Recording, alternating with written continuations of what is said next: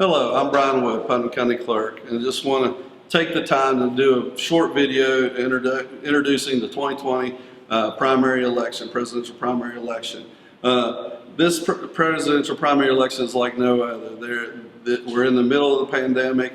We want to first and foremost thank you as a poll worker for giving us the opportunity to be able to vote in person and early voting. We could not do it without you. We want to thank you so much for your willingness to help not only the county but also your community. We ask that you be safe. We ask that you take advantage of some of the things that we're going to give to you to keep you safe, to keep the community safe. With that said, we will be preparing you with a safety packet. It'll have everything from alcohol wipes to Q-tips to be used for stylists. It'll have pads to put the alcohol on to wipe down machines and different things like that. We'll give you tape, painter's tape, that you can space out the flooring. We will also give you gloves and different things like that, not only for the voters, but also for yourselves. So please take advantage of these. We want to keep you safe, we want to keep our community safe, but we also want to have the opportunity to be able to vote in person. We cannot do that without you. Primary election will be June the 9th, and most of you all should have 3 packets and 2 other handouts, or two pamphlets and a couple of handouts. So you'll have one that looks like this with your W-4 on it and your questionnaire. Then you'll have the breakdown setup one, and then you'll have a copy of one that looks like a copy of the poll book. A sample of the poll book, and then also you'll have one that who gets what ballot. So you should have all of that. We're going to work off of the one that you pulled the W2 or W4 off of first. Okay.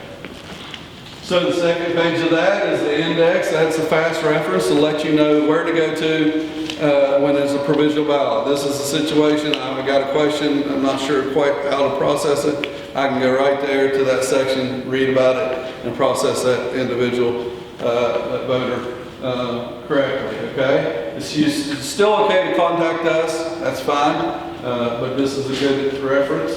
Notice the poll workers. For those that are new, that's never worked the polls before, you need to read this, make sure you qualify. If you do not qualify, slip over here to the side and see Marcy, and we'll get you squared away as far as getting you replaced or whatnot, okay?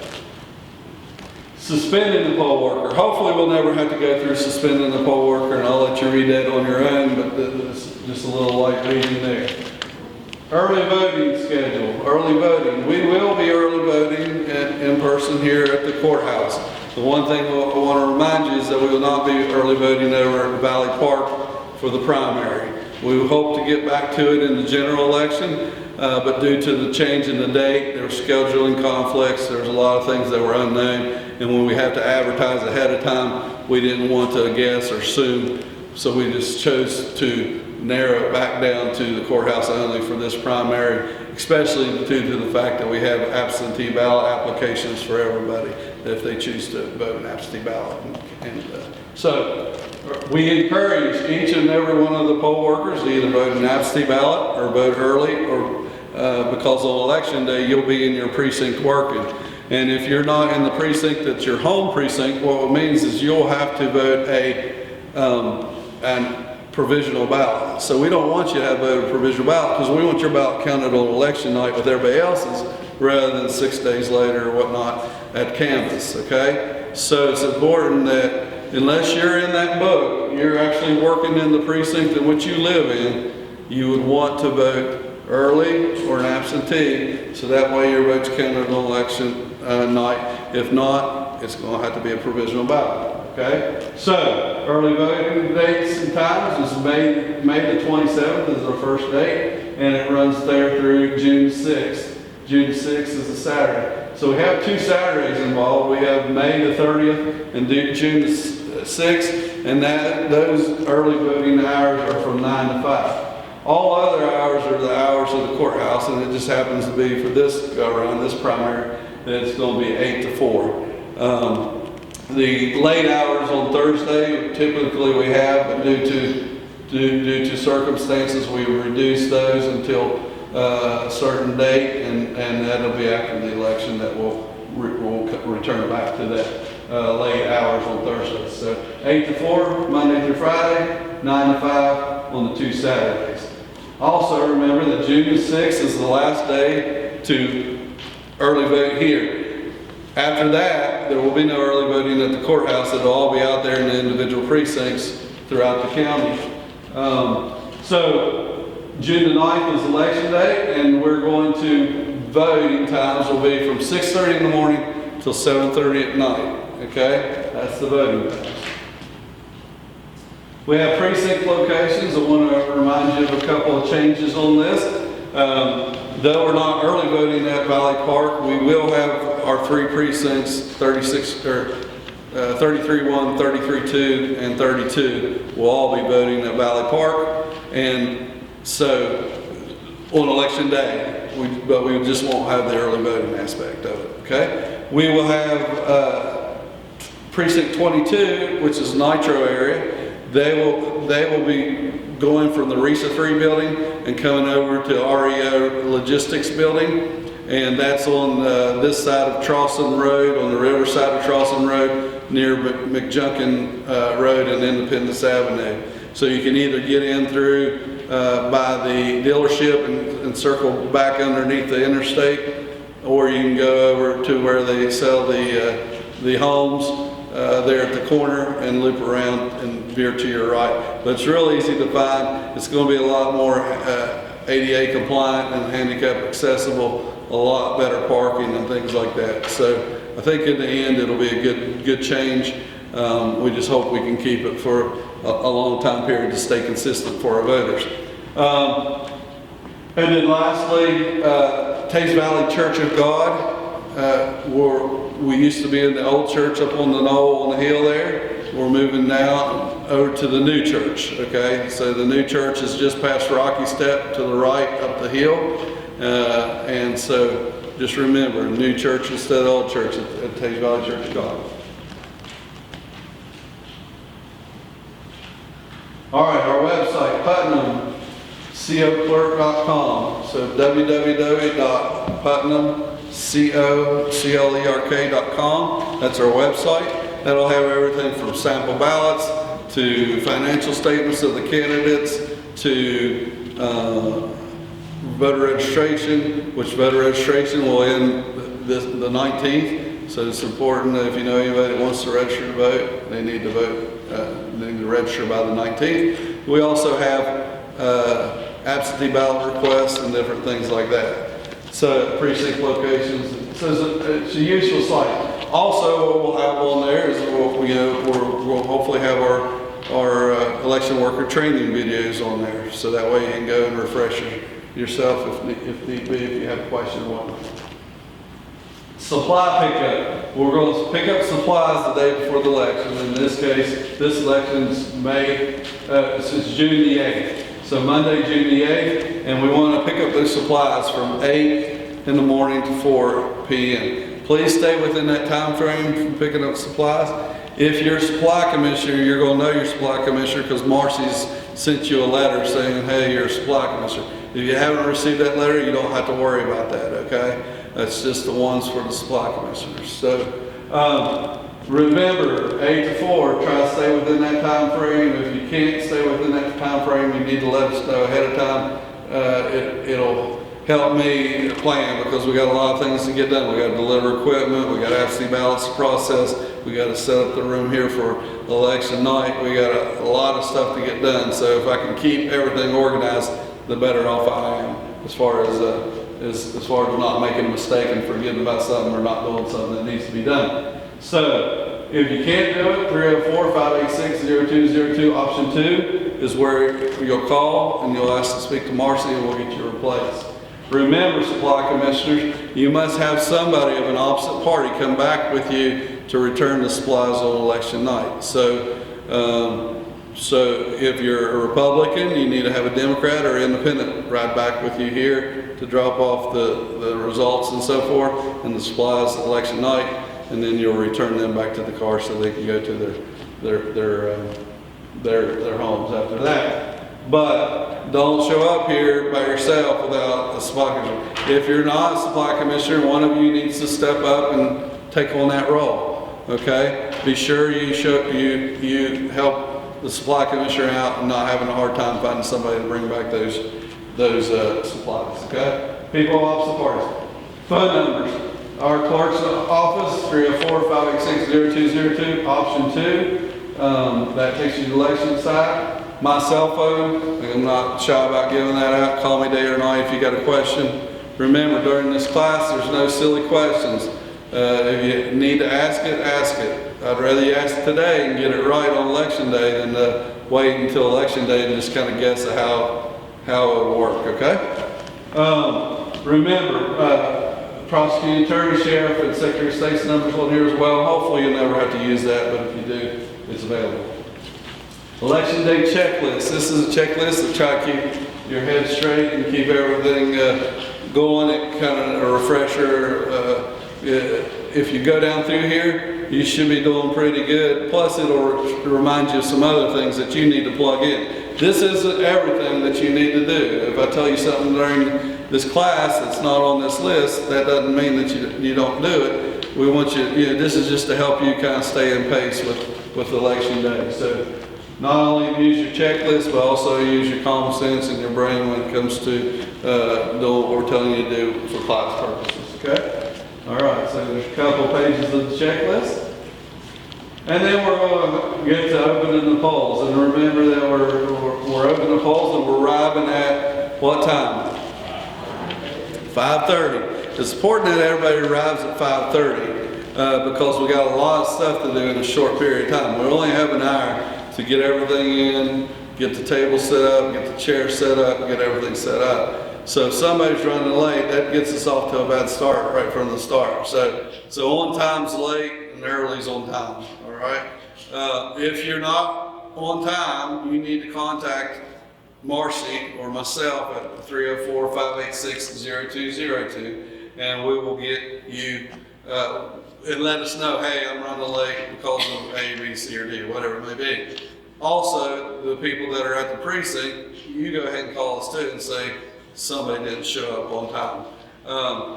That way we got good communication. The last thing we want to do is the precinct to call us saying you didn't show up and us call your house to figure out where you're at, why you're not there, and scare your family thinking that you may be wrecked or something on the way or something like that. So it's important, set the alarm, don't hit the snooze button, show up on time, okay? Don't leave your fellow co-workers hanging, and don't leave us hanging. With regards to COVID-19, you've had some time to think about it. You're obviously here, so you're making a commitment to a certain degree. The morning of the election, to determine that you're worried about COVID-19 is not the time to do that. You need to make that decision ahead of time. Don't leave us hanging. If it's a sunny day and I want to do some yard work, I'm going to call Marcy and say, I'm a little worried about that virus going around, or I'm tired and don't really want to get up out of bed. I'm a little worried. No, don't do that to us, okay? Make that decision way ahead of time. We understand. We want everybody to be safe. We want everybody to protect themselves. We don't want anybody to feel like they're forced into working during this time. But at the same time, if you make a commitment, stick with it, okay? All right, thank you. So we arrive at 5:30. We talk about everybody showing up, and if they don't, you're calling us. All right. So when we get there, the supply commissioner will have this blue tote with them. It's very heavy, so somebody go out and help them carry it in. You also, when you get into the school, you'll have you'll look to the side, right or left in the hallway, and you'll see your your equipment. So some of you might have the DS200, which is the ballot box, and then you'll also have a cart that all four of your express votes are on, or some of you might have the DS200 and some bags and some tables. All right. Remember where you found them at and how you found them, because at the end of the night we want you to leave it like you found it.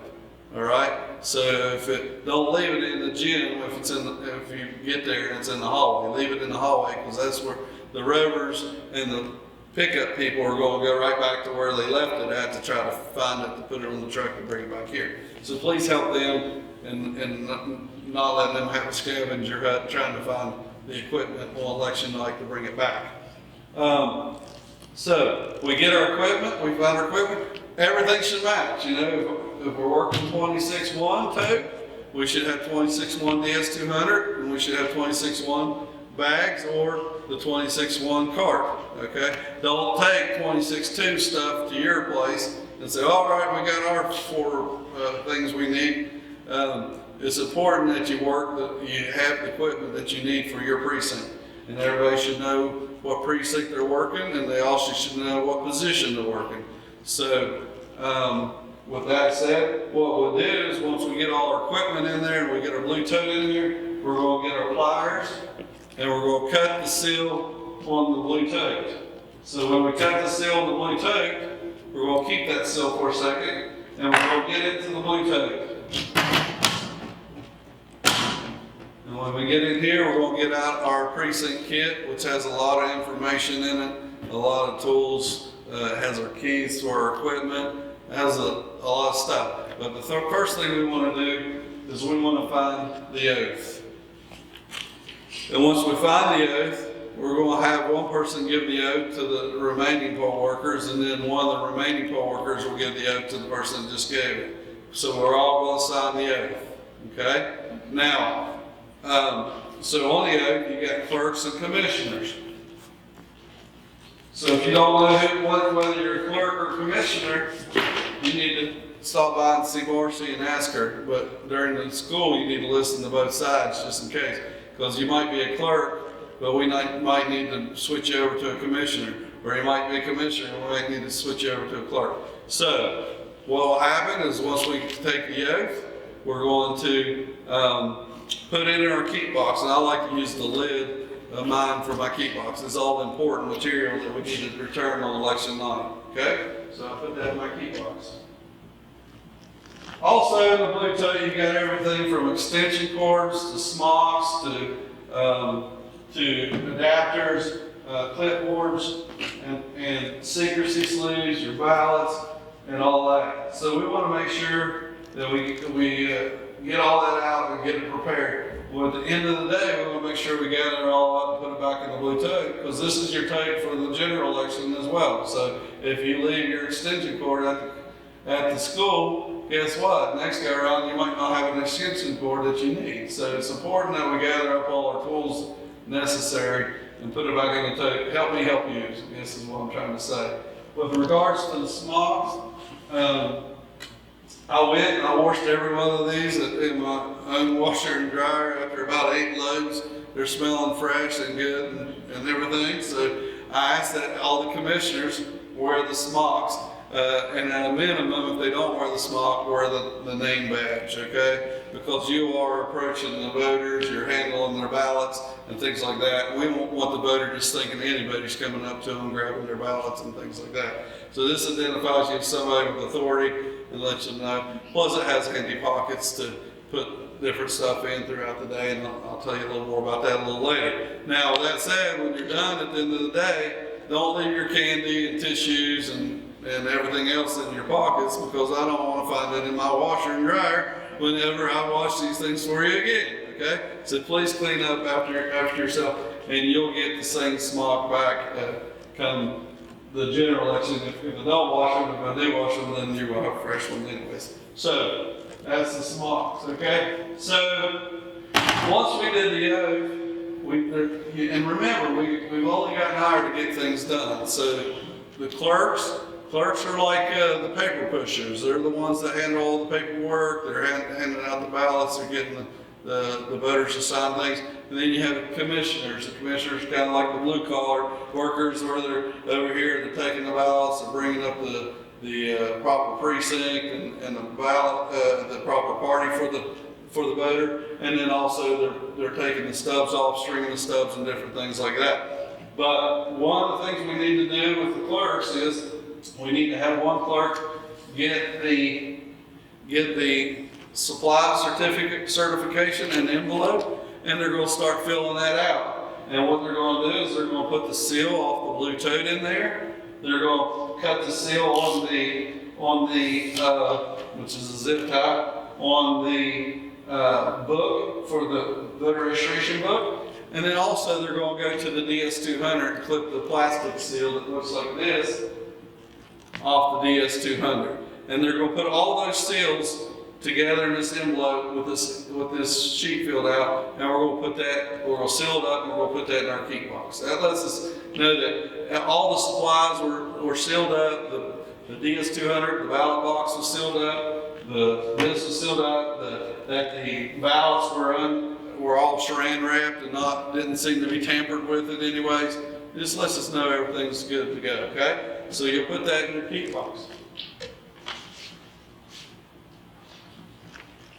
Also, what I want that clerk to do is, as soon as they get started in the morning, they're going to grab their early voting list and their absentee list, okay? Now, how many absentee ballots did I say we had this go around?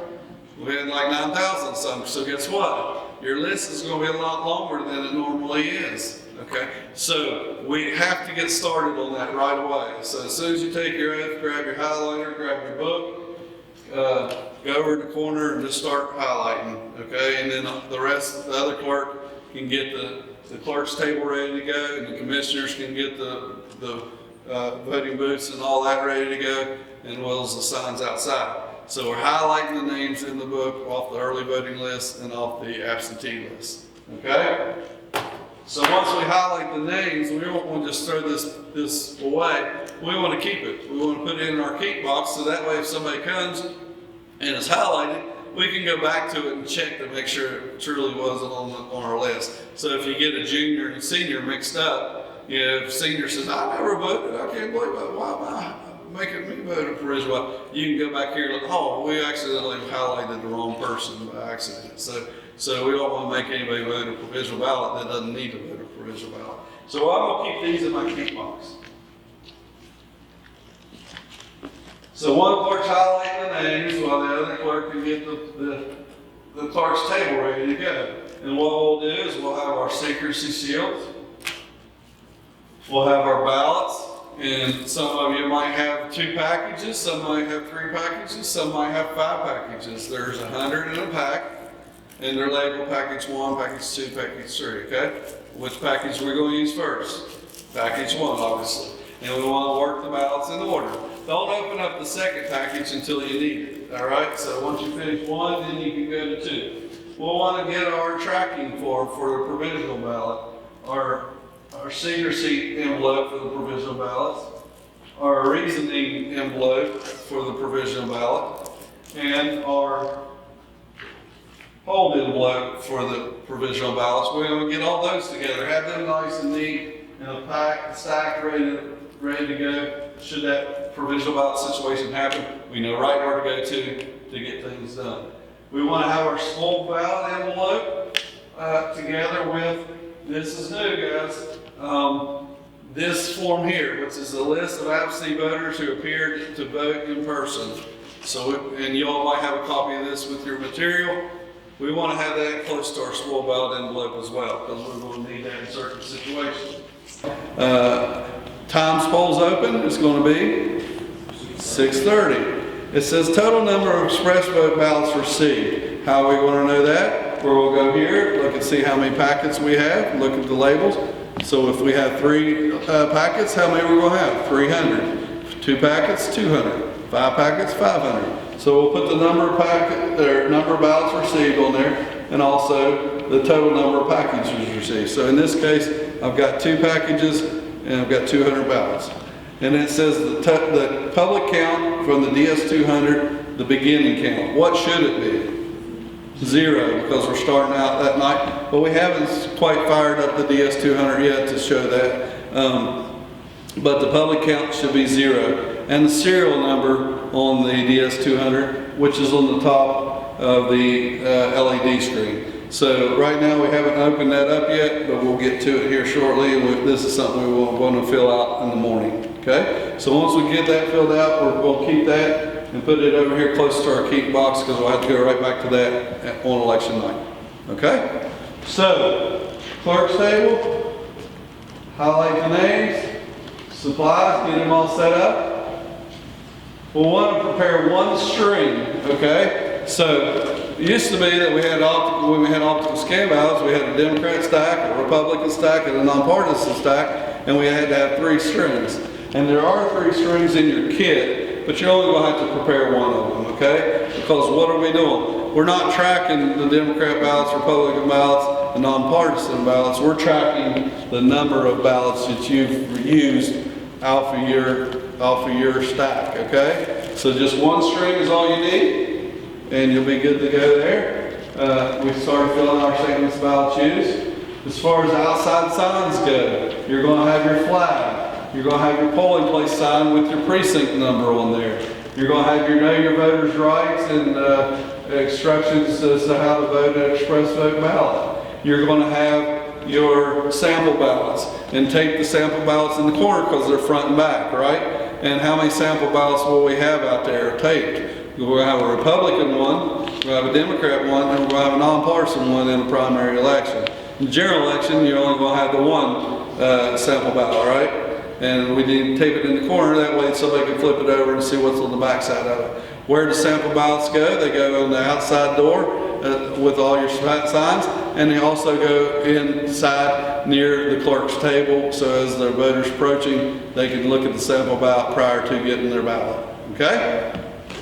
So, don't be the precinct that don't put up the signs. If precinct 26-1 puts up their signs, if you're 26-2, don't say, well, 26-1's got it. We don't need to put up ours. Everybody needs to put it up. So Scott Tace, for instance, there's 25-1, 25-2, 27-1, and 27-2 all in the same building. We need 4 sets of polling place signs on the outside door of the school, not the outside door of the gymnasium, not the outside door of the classroom, the outside door of the school. So that way if you're going through the school parking lot, you can see those signs and know, hey, this is the polling place. They can walk up to the door and see that this is my, I've got my voter registration card and I'm supposed to be in 27-1. Oh, there's 27-1 signs, so I must be in the right area, location, building. Okay? So be sure that you put the signs out there on the outside door where the voters can see them. All right. As far as no electioneering, it used to be 300 feet. Now it's only 100 foot. So what we would do is we would go to our kit, we'd find a little plastic baggie, we'd pull out the 100-foot string, and that string we'd extend it out 100 feet this way and kind of go in a pendulum from the front door of the polling place, so the entrance of the polling place. So anything within 100 feet, if it's election signs or whatnot, we're going to take that down or push it out past the 100-foot zone. Okay? So 100-foot string.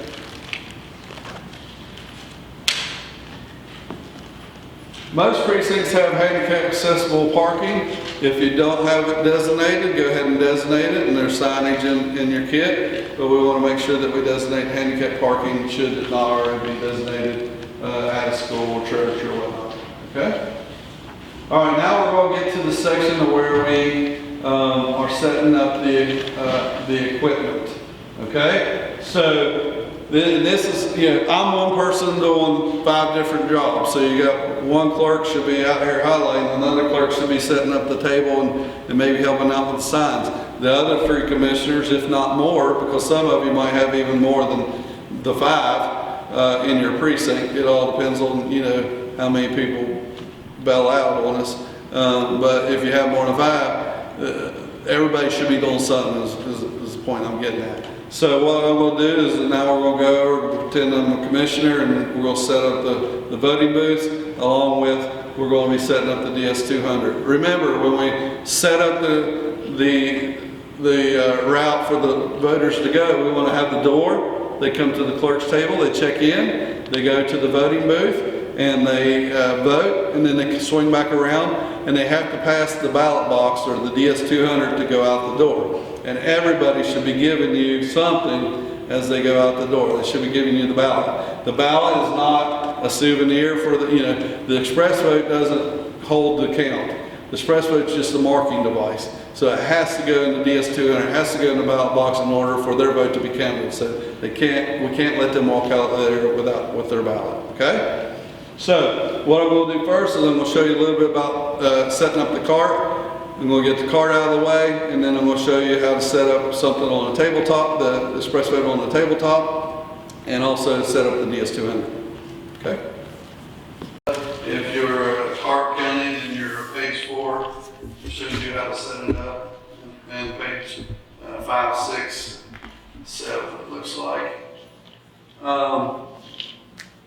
It goes all the way to page 9 there.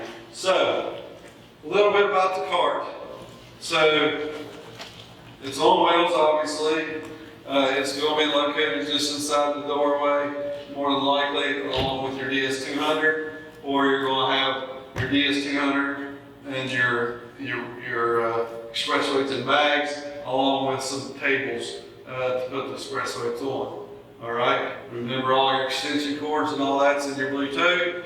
You use what you need. If you need something you don't have it, let your rover know, let me know, and we'll get you what you need to get things done. So on the cart, we're going to unbuckle it on both sides.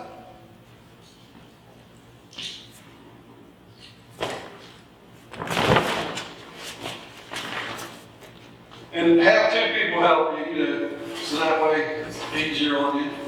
I'm just one person.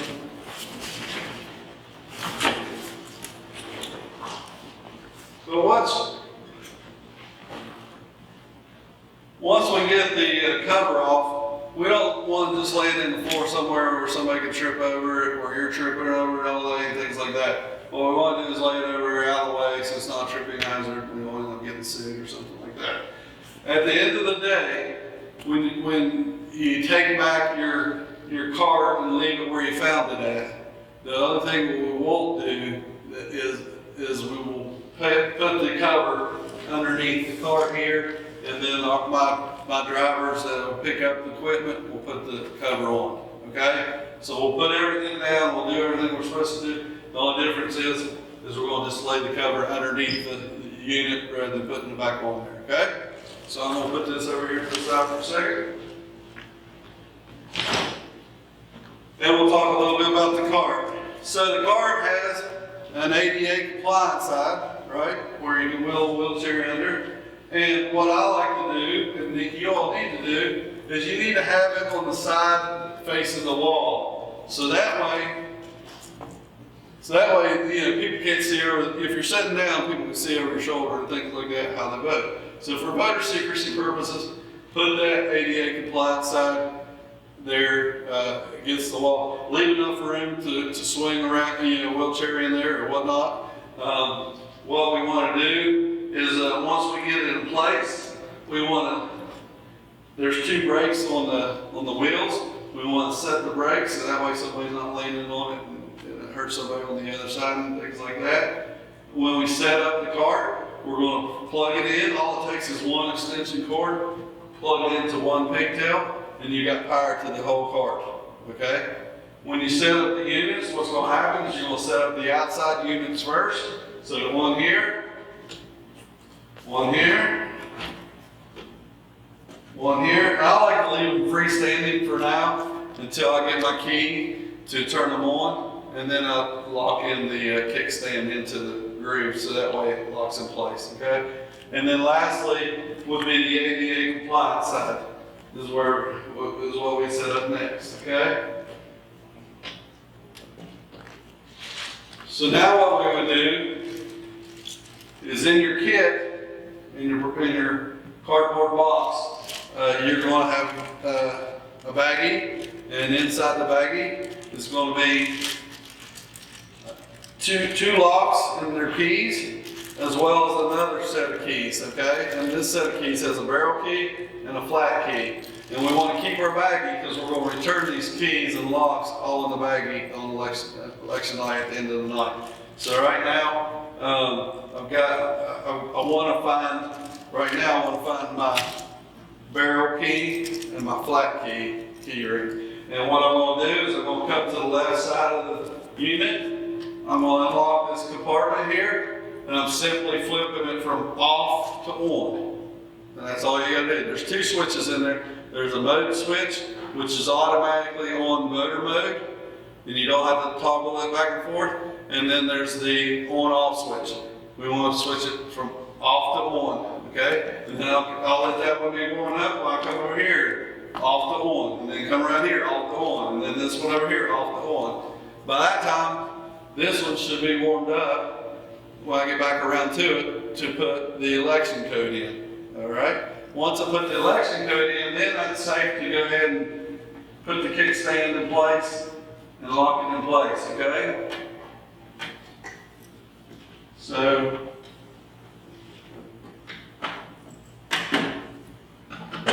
okay, so we're locking in place. And then what we want to do is we're going to Velcro, the sticker sleeves, shields. And then that way if somebody's voting, you can't see how they're voting, okay? At the end of the night, what we're going to do is simply push back this, Velcro them back up for me. Leave it like you found it. Leave everything like you found it. All right, so here.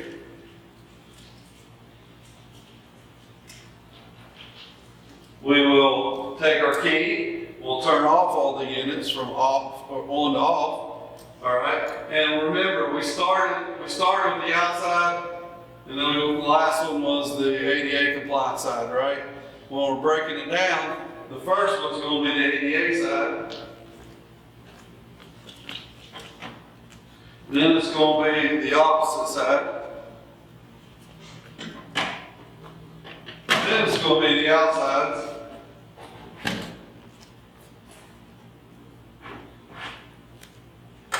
And then we're ready to wheel it down the hallway to leave it like we found it with the cover underneath.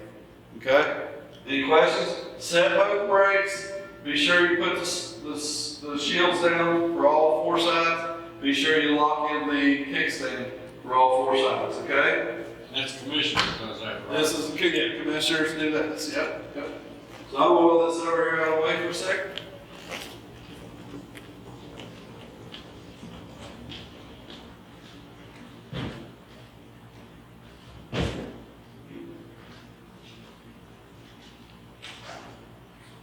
All right, any questions on the card? If not, let's talk about the tabletop unit. If you had to, if you have tables and express. Some of you might have in the general election, you might have a cart and a couple extra units, just to get you through all the foot traffic. So here, we're opening up the bag. If you look here, there's a handle right here. All right, so what we're going to do is we're going to pull the unit out, slide the bag over, and we're going to put the unit face down. We're going to come up to the side here. We're going to get the power cord out of the bag. Obviously, there's one side that goes into either the extension cord or the three-way or the surge protector. We'll plug that in. When we plug it in, there should be a little green light on the brick that lets you know that, hey, this outlet has power, and it lets us know that we're getting power to the brick. On this side, we have a flat side and a round side, and it kind of pulls back, okay? It's a locking mechanism. We don't, at the end of the night, we don't want to just grab the hold of and yank it out of here, okay? What we want to do is the flat side goes to the top of the unit where the handle is, facing towards the handle. And there's 4 pins here. The 4 pins have got to line up in the proper way.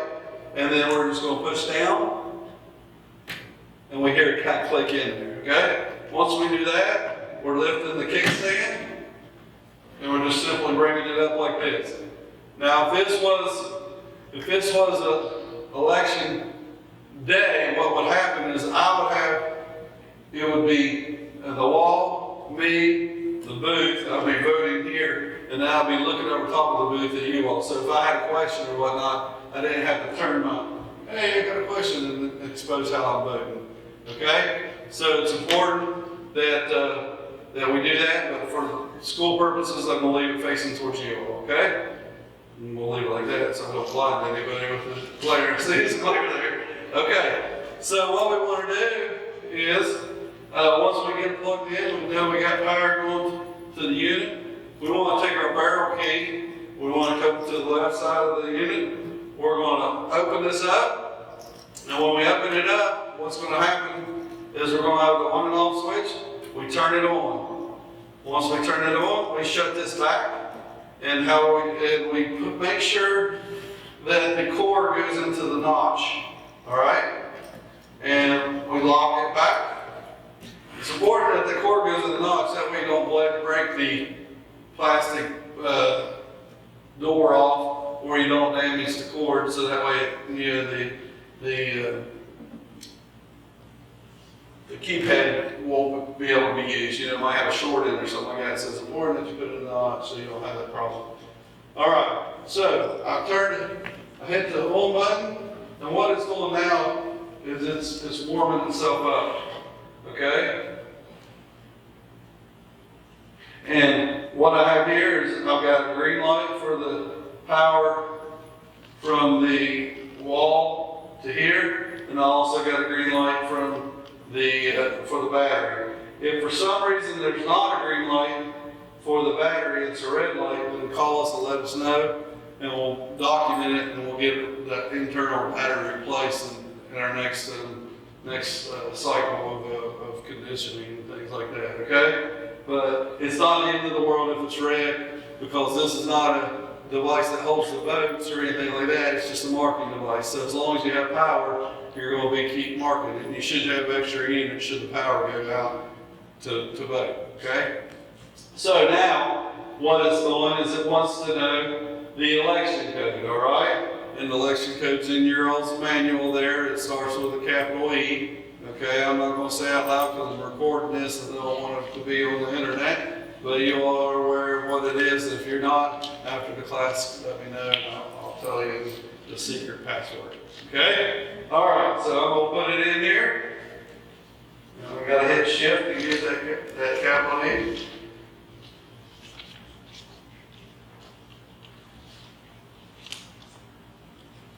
Hit accept.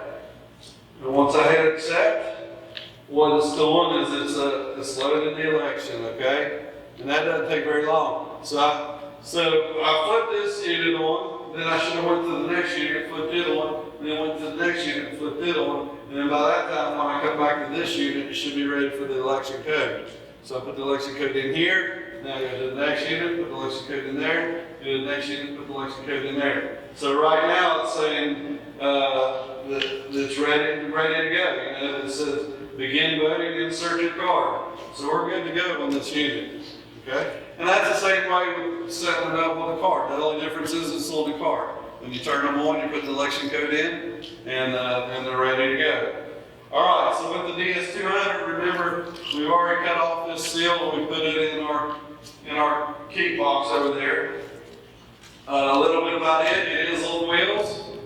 So we can move it wherever we need to. Ultimately, if this was a precinct, I would have it over here, somewhere between the door and the voting booths, right? So, on the back side of it is our compartment for the power cord, and we got a flat key. We're going to put the key in the back of the unit. We're going to open it up, and we're going to pull out the power cord. This door stays open all day long while you're voting, okay? At the end of the day, we're going to put the cord back in here and lock it back with the flat key. Does that make sense? So I'm going to swing it around, and I'm going to plug it in. It's important that you plug it in prior to opening it up, because what that does is that lets you, it gives it enough juice to, when you open that LED screen up, it automatically fires up. If for some reason you forgot to plug it in and you open up that LED screen and it's not firing up, then what you need to do is get into the compartment and hit the power button. And I'll tell you about that here in just a minute. But what I want to do, once I get it set in place, I'm going to push down on the locks and lock it in place where we want to set it up at, okay? We're going to take the flat key, we're going to open up the top of the shell here, unlock it, unlock the buckles, and then we open up the top of the shell. We'll take the key out. Now we go to our barrel key. Right here is where we find the serial number to put on the statements of valid cheese, right on this corner, okay? Once we do that, we'll take the barrel key, we're going to open it up and open up the LED screen. While we're waiting for the unit to warm up, we're going to come down here, we're going to look in the auxiliary bin and open it up and make sure nothing's in here. The auxiliary bin is only for emergency purposes, and you should be on the phone with me before anything goes in that auxiliary bin, okay? So be sure you call me, call my cell phone, have the voter still waiting there before you put anything in this auxiliary bin, because I want to walk through it, I want to make sure, troubleshoot, make sure it doesn't really need to go in there, what's going on. The only time if the unit would jam and it's not accepting ballots at all, then yes, we would try to use the auxiliary compartment to get us through until I can get over there, or a rover can get over there to fix it. But if not, then don't use that auxiliary compartment at all. If something goes in that auxiliary compartment, I need to know, okay? Because we don't want to find ballots in that auxiliary compartment, weeks later after we've already certified the election. So please, please, please contact me anytime you have a problem with this unit, okay? All right, so now we're going to go down to the bottom with our flat key, and we're going to pull out the ballot box. We open it up, and we're going to look in the ballot box to make sure there's nothing that's empty, okay? It is empty, so I'm going to shut that little door back. I'm going to put it back in there. And remember, flip open the lids to the outside. So that way when the ballot goes in, it drops down into the ballot box and you don't have a big mess on your hands if you left it shut and all the ballots coming on top, okay? So we're going to shut the door. We're going to lock the door. And what we're going to do is we're going to go to our baggie and we're going to get those locks and those keys that I was talking about. And this is kind of old school and overkill. But, when you're dealing with a paper ballot and a traditional ballot box, and the code says 2 locks shall be on the ballot box, and one key from each lock shall be one held by the Democrat, and one held by opposite parties, is what it'll say. So I'm just trying to protect ourselves, and it's probably not necessary, but we're going to put these 2 locks on the bottom lock here, the bottom door, not the auxiliary door, but the bottom door. So we'll put 1 lock on there, and that 1 key will go to the Democrat and put in their pocket. All right? Don't lose the keys. You're going to need them at the end of the night. So please, please, please, keep track of holding your keys. One will go to the other door, and we're locking it. So they're both on the same door. And this is the door where the ballot box goes. So 1 key goes to the Republican, 1 goes to the Democrat, or 1 goes to the Independent, 1 goes to the Democrat. 1 goes independent, 1 goes Republican. Does it make sense? Opposite parties, whoever's working the thing. So that way if somebody goes to the restroom or whatever, nobody can accuse the other ones of getting in there and messing with it, tampering with it. So you gotta have checks and balances in everything you do in elections, okay? So, with that said, I'm done using my flat key and my barrel key. I'm gonna put it back in my bag and put it in my key box. So that way I know right where to go to at the end of the night to close this thing out. But what we got to do is open it up. So this says enter the election code. So it's in your manual there is what the election code is. Remember, there's a shift block and also a shift. So we want to use the shift because if we use the shift block, what's going to happen? It's going to be all caps and it's going to say, hey, this isn't right, this is right. So what do we want? We want to hit shift.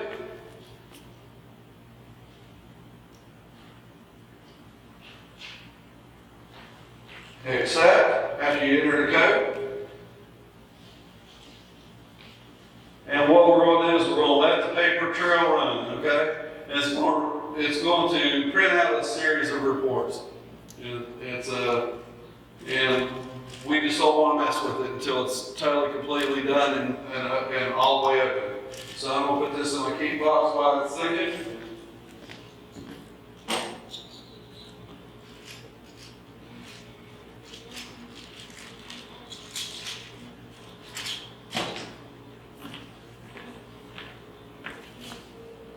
And this report takes some time as far as it's a configuration report, and then there's another report, and then there's a zero report. And because this one happens to be a primary election, you got a lot of people on the ballot, you got both parties and so forth, so it's a real long tape. But you just let it run, okay? You don't want to have hit cancel printing, you don't want to hit pause, so let it run. All right, so now it's asking me, don't open the polls, turn off, or open the polls. Well, remember, this is in the morning as we're trying to get ready for the voters. So we're going to open polls, right? So it's going to think for a little bit, and then it's going to print another report. And this is the ballot status accounting report.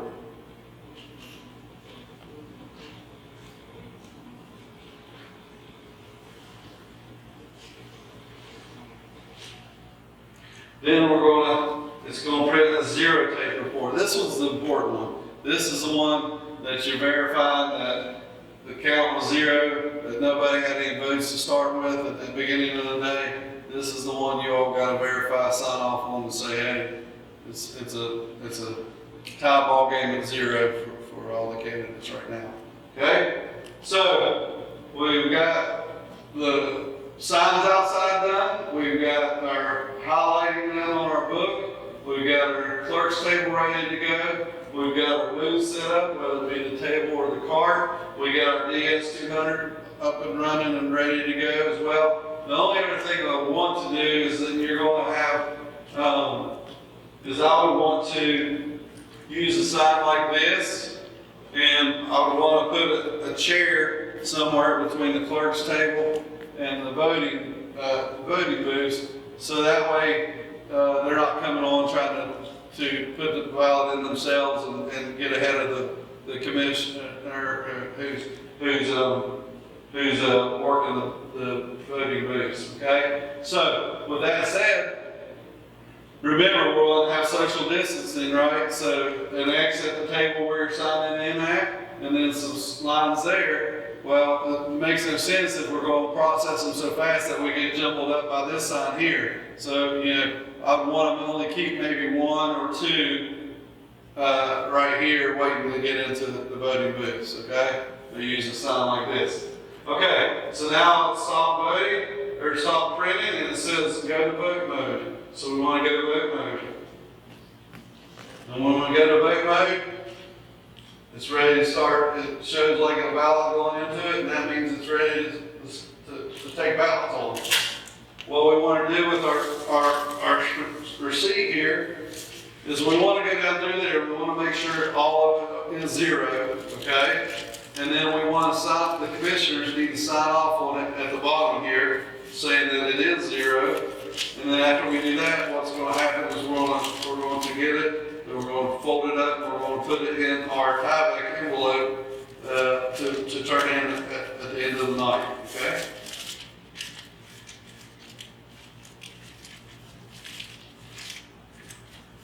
So the tie-back envelope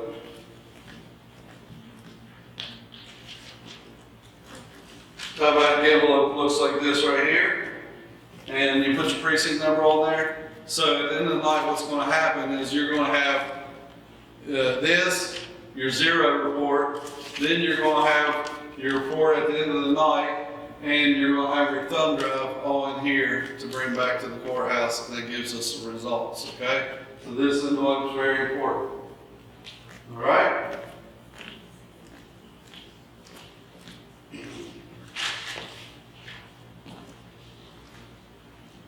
So now we've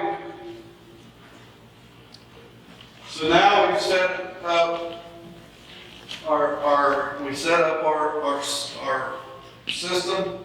We got the clerk's table set up. We got a booth set up. We swing around. We got the DS200. and our chair and all that for wait, please wait here. And we're ready to go. 6:30, we're ready to go. So what we're going to do is we're going to go outside. We're going to, remember, if people start coming in before 6:30, what are we going to do? We're going to tell them, hey, have a seat outside, please wait, and shut the door, and make sure they're not distracting you while you're trying to do your duties and so forth. So have them even wait in their car if you need to, you know, and then tell them you'll come out and get them at 6:30. So what you'll need to do is go to the door and say, it's 6:30 and the polls are open, and then they'll all come rushing in and get ready to vote. Okay? So with that said, what I'm going to do is I'm going to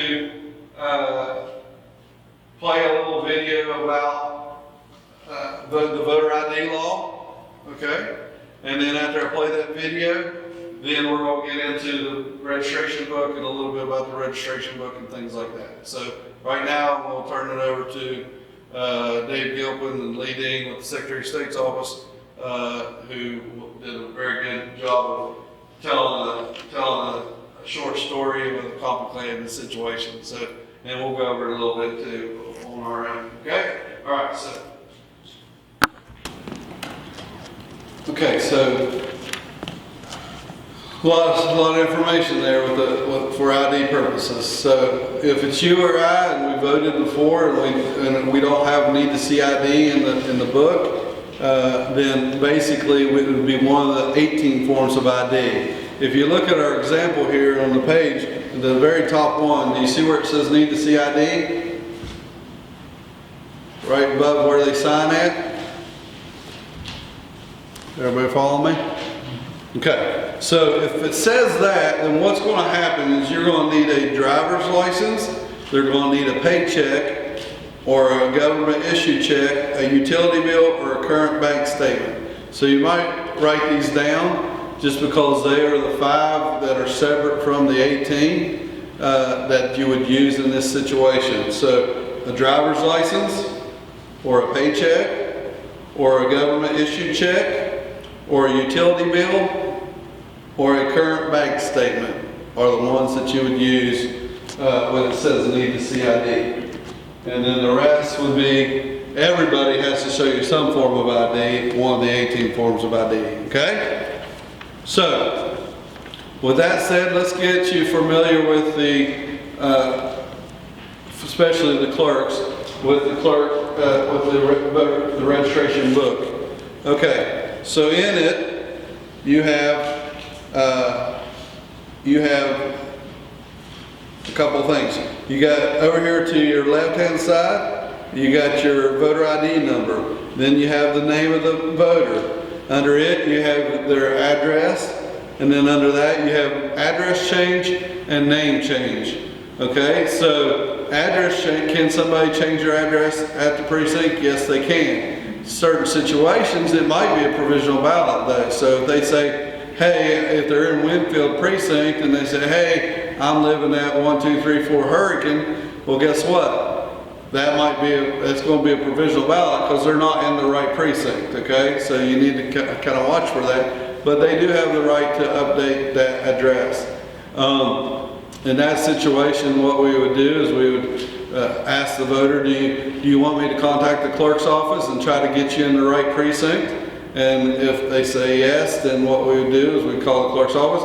We'd say, hey, you need to go to precinct number 9 over at Hurricane Middle School. And I would write it down for them, okay? Because there's 4 precincts in Hurricane Middle School. Don't just say, you need to go to Hurricane Middle School. Help them out. What would happen there is the chances of the ballot being counted are greater because they're in the precinct that they should be in rather than at the Winfield precinct.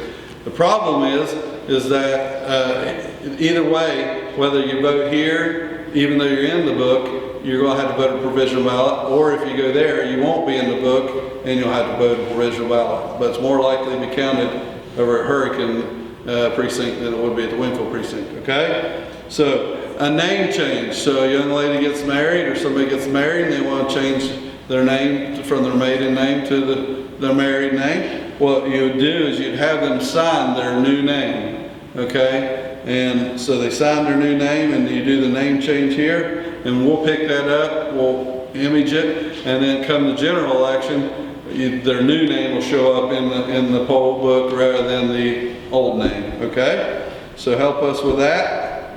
If you look at, beside that, you have a section with registered party.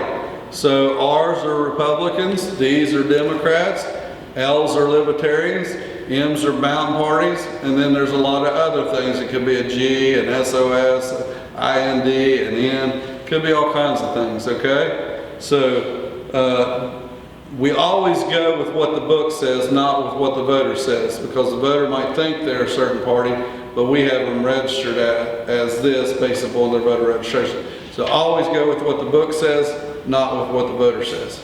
Does the IDs have, the address have to match? The ID address, okay, so what we're looking for with the need to see ID is we're matching name and address, okay, because we're proving you are who you say you are and you live where you say you live, okay? Because I moved and my address is my old address. Right. On my driver's license. Okay, so, but let's say you moved and your address is not, and it says need to see ID, then you need to bring a utility bill or something like that that shows your name and your current address. Even if we have the voter's registration card. Correct, yes. Now, the difference is, if you've already voted and you showed your ID in the past and it doesn't need to see ID, then what would happen there is that you would only need to prove you are who you are, not you are who you are and you live where you live, okay? So need to see ID, you are who you are and you live where you live. So both name and address need to match. If it's not need to see ID, then it's you are who you are is all we're looking for, okay? So then, if you come over here, you got their signatures, you got your signature line, you got your ballot stub number. You would place the ballot stub number both on the book and also on the little piece of paper that you're going to rip out, which is the poll book slip, okay? And they would sign, there's a signature line. Every voter must sign for their ballot. Every voter must sign for the ballot. Every voter must sign for the ballot. Even provisional voters, regular voters, if they're getting a ballot, they need to sign the book, okay? If it's a provisional voter, they're signing the book where you find them in the book at. If they're not in the book, they're still signing the book in the back of the book.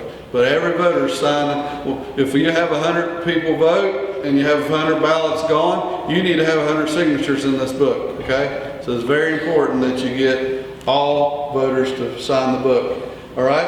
And then what we're doing, usually we have you circle the D's, the M's, the R's, and whatnot. But what we're going to do this primary is we're going to have you write, if it's an R over here, you're writing R. If it's D over here, you're writing D. You're writing what the ballot they get. Does that make sense? So just with your own pen and own handwriting, okay? To let the commissioners know what to bring up on the express vote, which ballot to bring up on the express vote. All right? So we're not circling it. So let's go over a little bit about who gets what. So this is important. This is very important. Every year I'll get a call from the Secretary of State's office that says some independent voter said that they said I couldn't vote a Republican ballot, I couldn't vote a Democrat ballot. And really, probably what it is, it could be that the voter didn't ask for it and you processed them, then they got home and realized they didn't vote for president and all this and that. So maybe the voter's fault just as much, if not your all's fault. You know what I mean? So, but it's my job to make sure you're clear on who gets what, okay? So with that said, if we look at this chart here, Democrats or D's in the book get what? Get a Democrat ballot, okay? If it's an R in the book or a Republican in the book, what are they getting? A Republican ballot, all right? If it's an L or an M, Libertarian or Mountain Party, they're getting a nonpartisan ballot. And the reason why they're getting a nonpartisan ballot is because they're a recognized party in West Virginia. And they can't participate in other parties' primary elections because they have their own way of doing their primary. So it may be by convention, it may be by whatever it may be, but their process is different than the other parties. So they can't participate in it like a true independent or a Green Party or a Socialist Party or whatever other parties there are out there.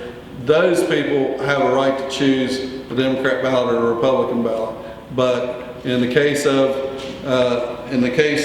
Mountain and Libertarian, they will always get a nonpartisan ballot, okay? So let's go back over it again.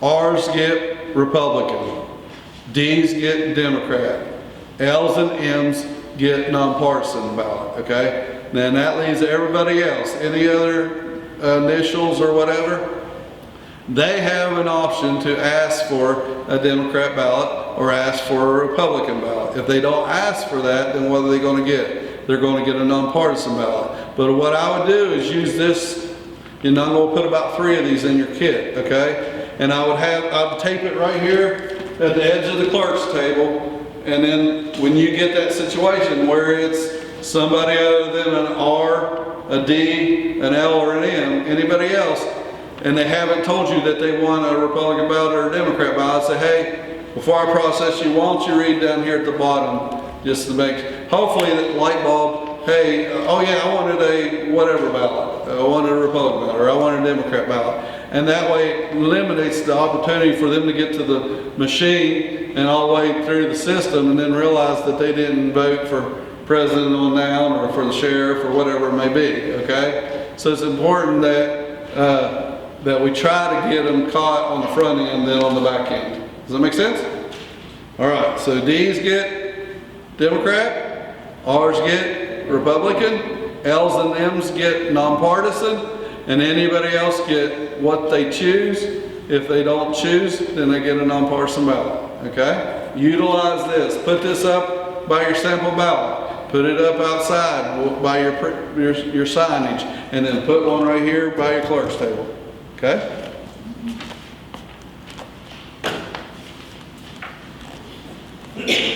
The only other thing I can tell you on the need to see ID is that due to the COVID-19 here in this situation, for this election anyways, is that they backed up where it says a current photo ID. So if I was going to show my driver's license, if it was expired, it can only be expired back to March the 9th.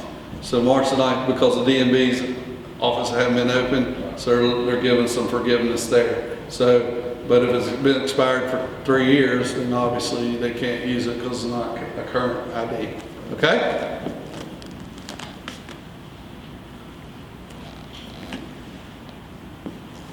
So now, I want to remind everybody that all workers must be in the room when voting takes place. If somebody needs to use the restroom or take a break of some sort, and obviously we don't want to make it too inconvenient for the voters and everybody else.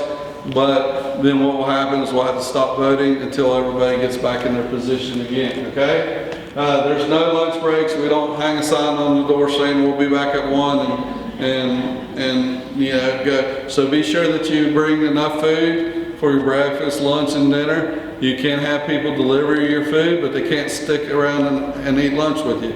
They got to deliver it and then go. Fast food joints, if they want to deliver and drop off and whatnot, then that's fine too. Remember, no visitors, with newspapers, radios, and cell phones, okay?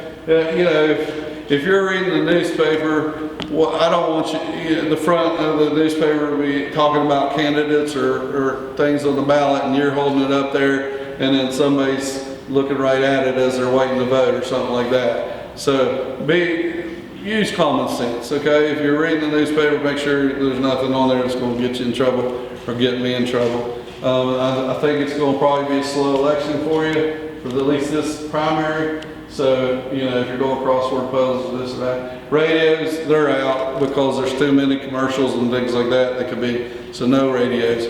When it comes to your cell phones, I'm going to tolerate it long enough that it's not bothering other people, okay? So, volume down. Silence nobody wants to hear you text 550 billion times while they're working with you, okay? So, customers come first, the voters come first. So don't be like, you know, okay, honey, well, I got a voter. Yeah, I'll be home at 7:30 as soon as I can. I'll take the trash out when I get home. And, oh, I love you too. No, I love you more. No, I love you more. You know, don't be doing that while a customer's waiting. You need to be respectful. We're there for the customer, okay? We're there for the voter, all right? All right. When it comes to campaigns, no campaigning, no hats, signs, pins, things like that. Obviously, use common sense. We don't want to get you in a fist fight with somebody over whether or not they're wearing a T-shirt or this or that. Just document as much as you can. We'll try to solve the problem. Hopefully, they'll have a jacket they can put on or a hat they can put back in the car and things like that. So handle it professionally, handle it adult-like, and just know that there's no campaign. Every now and then we want to go around the booths and the bathrooms and hallways and things like that, or outside, and look and make sure there's no campaign material within the 100-foot zone. Okay, remember it's changed from 300 feet to 100 foot.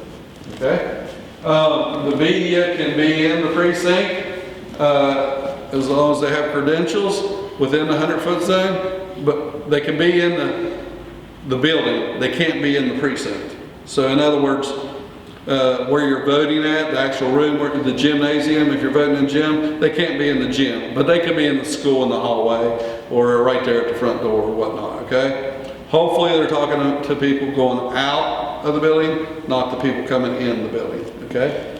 No discussion of candidates or issues or on the ballot or anything like that. So, you know, if it's a hot topic and somebody wants to ask you a question about what's your advice on this, or hey, how does this work? Does this raise my taxes, or whatever it may be? You're not allowed to give them that kind of advice. You know, just tell them you know that's something that you need to educate yourself on before you come here. And then I'm not, you know, we're like a judge, a jury, a umpire. We're, other than when we're in the voting booth ourselves marking the ballot, that's the time we get to voice our opinion. Other than that, we're just there to process voters, okay? So we will keep silent on issues. All right, so now we're to the point where we can process voters, okay?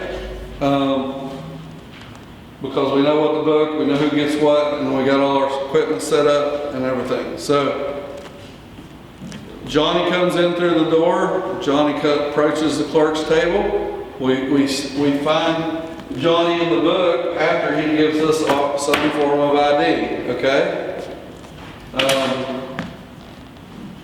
Once we find him in the book, Johnny's going to sign for his ballot, all right? Once he signs for his ballot, what we're going to do is we're going to get a ballot off the top of the stack. We're going to write the ballot stub number on the book and also on the poll book slip, okay? And what we want to do is compare signatures to make sure that the signature matches somewhat, you know, leave room for advanced age and different things like that. My signature's never the same way twice, but you know, it should have some similarities, okay? So we compare the signatures, we put the ballot stub number on the poll book and the poll slip, and the ballot stub number is located right here on the bottom of the ballot.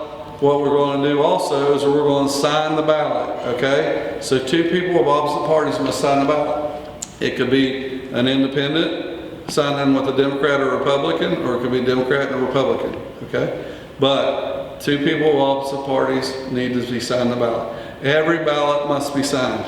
Every ballot must be signed. Every ballot must be signed that goes into that ballot box.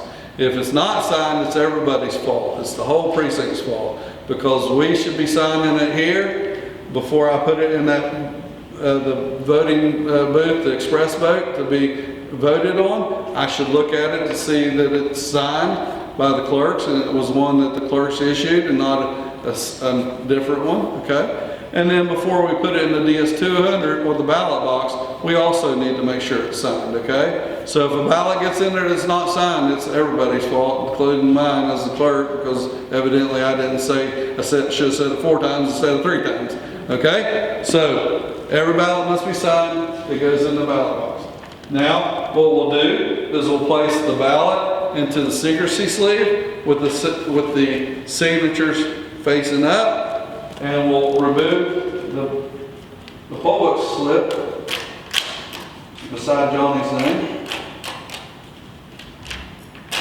And you'll have scissors in your kit too if you want to cut them rather than try to get them. And what else are we going to do with this poll book slip?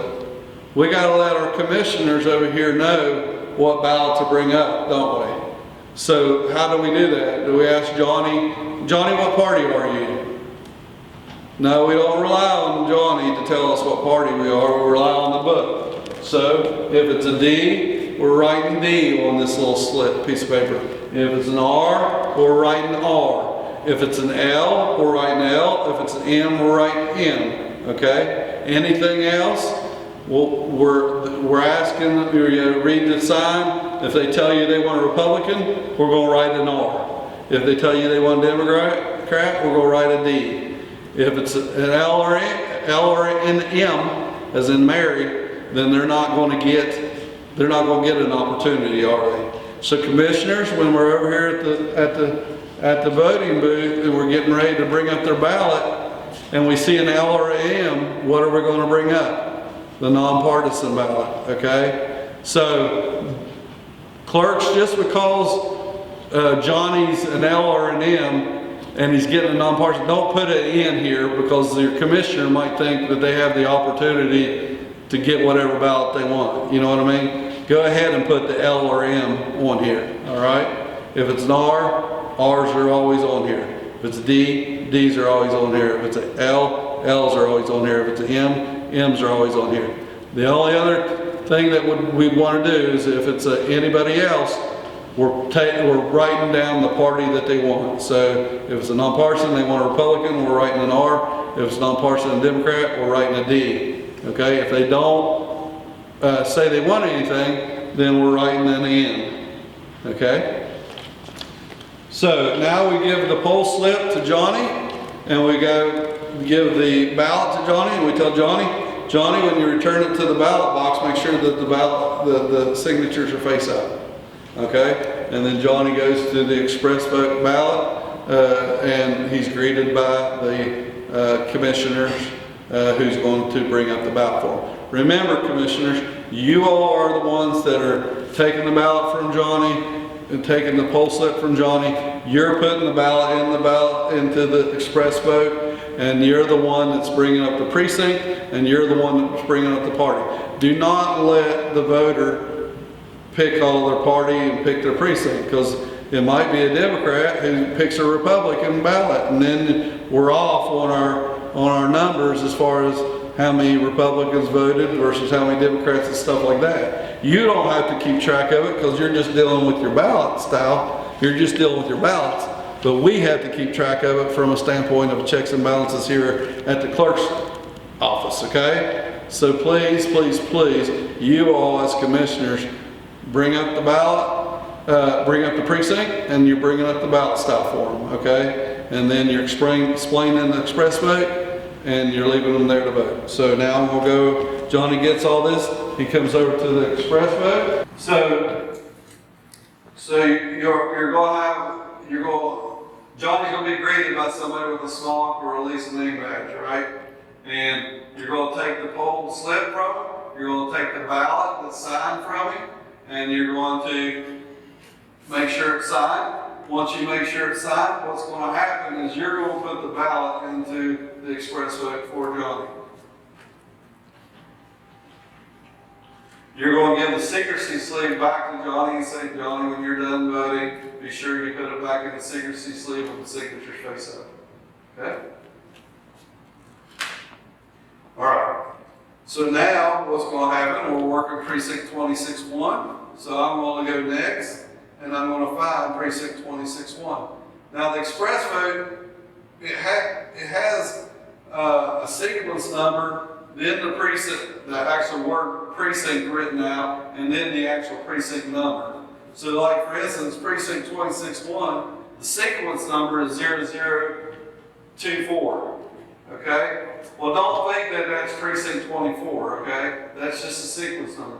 Remember, the precinct number is after the word precinct.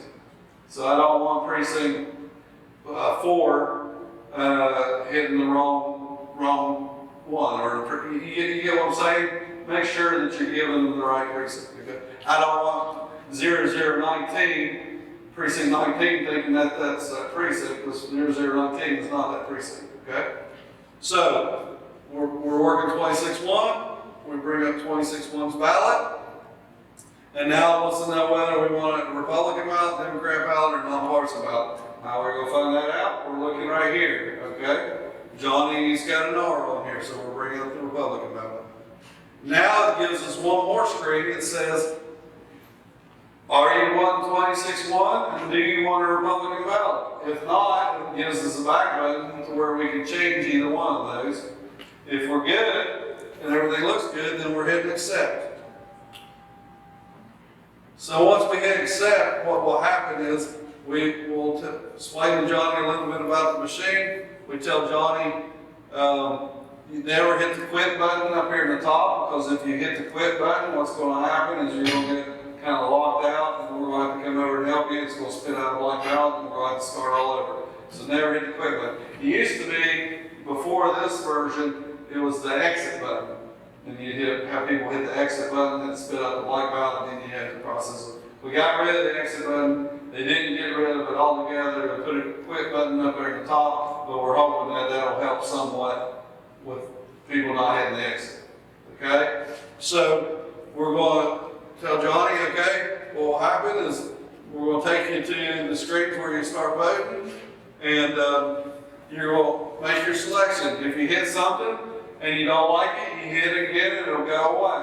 If you want to pick somebody else, you can pick somebody else. If you hit, if it's a vote for 2, it will not let you vote for 3, so it won't let you overvote. So make your selections on this screen. Remember, there's 2 columns. There's this column and this column. Now, before the old system, there was 1 contest per screen. And then you flip the page, governor, flip the page, Secretary of State, flip the page, whatever, auditor. Now, it goes down, it's like the old electronics, where it goes down one side, and then it comes back up and goes down the other side. So there's 2 columns for the vote. So they make their selections here, make their selections here, hit next page. It's like turning the page of the ballot. And that's good that there's 2 columns, because they get more on there and they have to hit next less.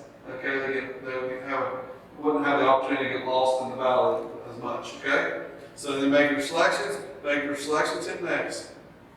Make selections, hit next. Hit next is like turning the page of the ballot. Make selections, hit next. And in this case, there's 5 pages, and then at the end, after we've voted everything, we're going to hit review section. When it gets to the review section, we want to tell Johnny, when you get in the review section, you're not voting at that point, you're just reviewing what you've already voted. Because a lot of times, they get confused, and they go back, and they think they got to vote again. And what they're doing is they're deselecting everything they selected before. And then you get over here, it might be a blank ballot that goes in the machine, and it spits it out and says, hey, did you really mean to vote a blank ballot or not? So it's important that we tell them, and when you get to the review screen, you're just reviewing. If it looks good, hit next. If it looks good, hit next. If it looks good, hit next. And then when this says print ballot, so we print ballot. And I can still return to the ballot, still yet, or I can hit print blank ballot. In this case, I'll go back and vote one just to, so it won't give me a blank ballot.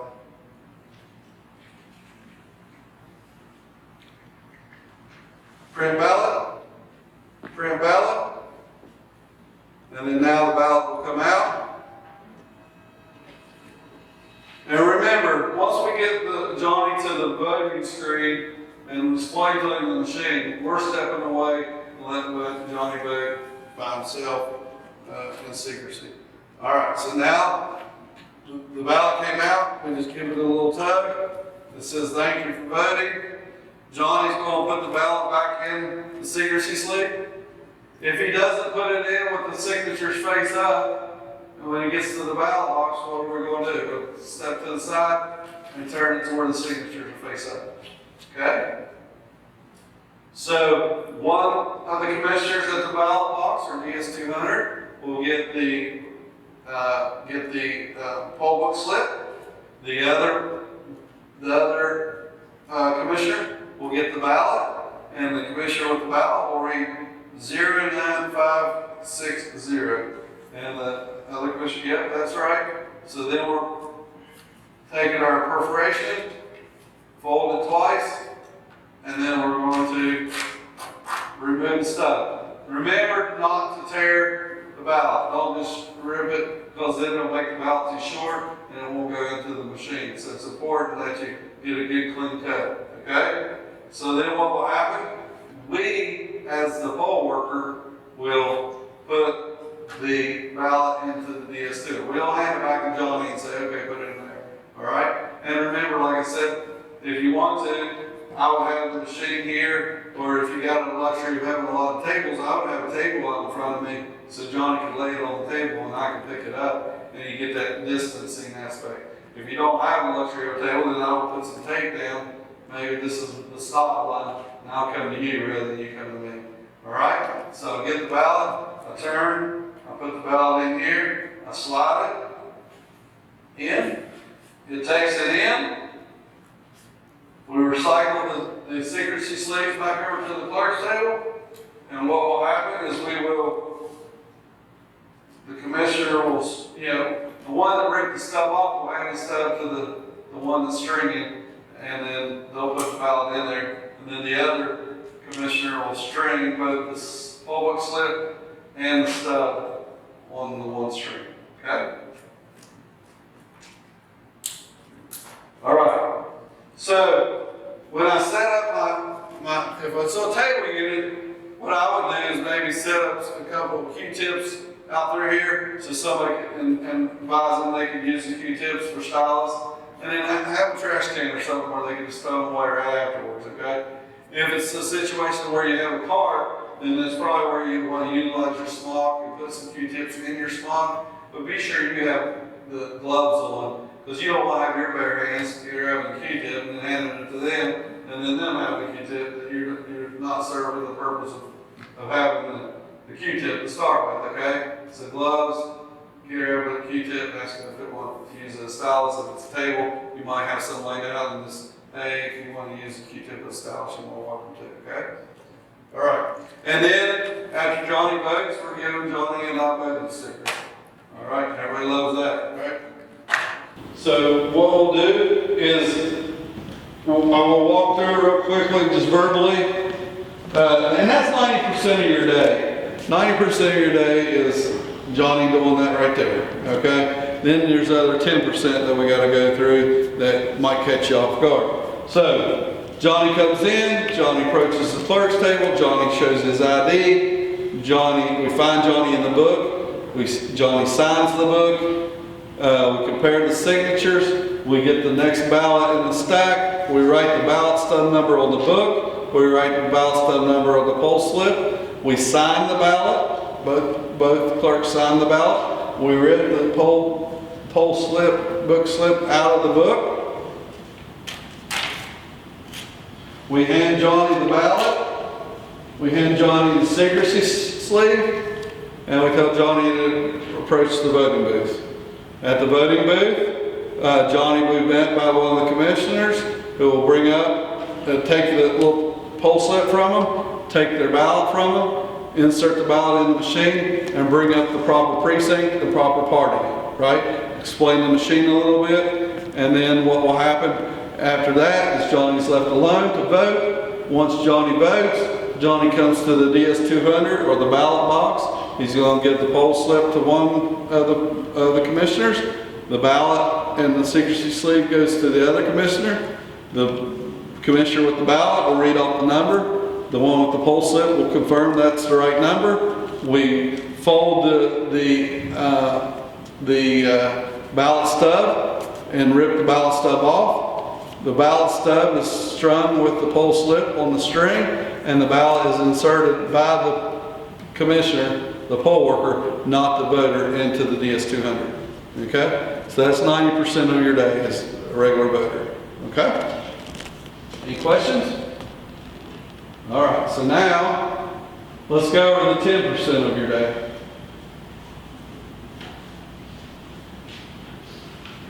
We already talked about name change and address changes, and we talked about the possibility of an address change being a provisional ballot. Okay? So let's go over provisional ballots, and on page 41 there, of your manual, there's some reasons for provisional ballots. But so in this, what we're going to need all three. We're going to need our provisional ballot tracking form, our secrecy envelope, our reasoning envelope, and then our hold envelope. Okay? So now, if it's a provisional ballot, what will happen? Johnny comes in, and let's say Johnny says, I have an address change, and he's in Winfield, and he's moved to Hurricane. But he puts his address on there, and you say, well, Johnny, do you want me to call the clerk's office and get you in the right precinct? He says, no, I gotta get to work. I just want to vote. So you say, okay, but I'm gonna make you vote a provisional ballot. What I'm gonna do is I'm gonna give you a tracking form, and you can call afterwards to see if your ballot was counted or not, okay? So here's your tracking form, and then Johnny is in the Winfield book because he never told us that he moved to Hurricane. So we're going to process Johnny in the book where we found him at, okay? If it's a situation where Johnny said, okay, I'll run over to Hurricane, if you think it's going to be counted more over there than it would here, then it's worthwhile for me to go to Hurricane, to that precinct. So if he goes to Hurricane, he's not in that book, is he? Because he's in the Winfield book. So in that case, you're going to process Johnny in the very back of the book in the provisional section. And you just got to make up, the information based upon his ID and what party he says he is and stuff like that, okay? So we go to the back of the book. If we can't find him in the book, we go to the front, or we go to the book where we find him at and process them there. You only have to process them in one place. So if you find them in the book, don't feel like you got to go in the back of the book and duplicate it just as a list of provisionals. You just have to process it in one place, okay? So we find Johnny says he's in Winfield. He says, no, I don't have time to go to Hurricane. I just want to vote here. So if we find him in the book, Johnny's still going to sign the book like everybody else because he's getting the ballot.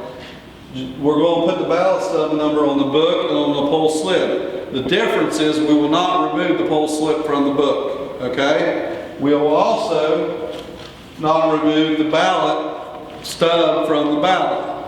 Now, this is the only time that you will not sign ballots is when it's provisional, okay?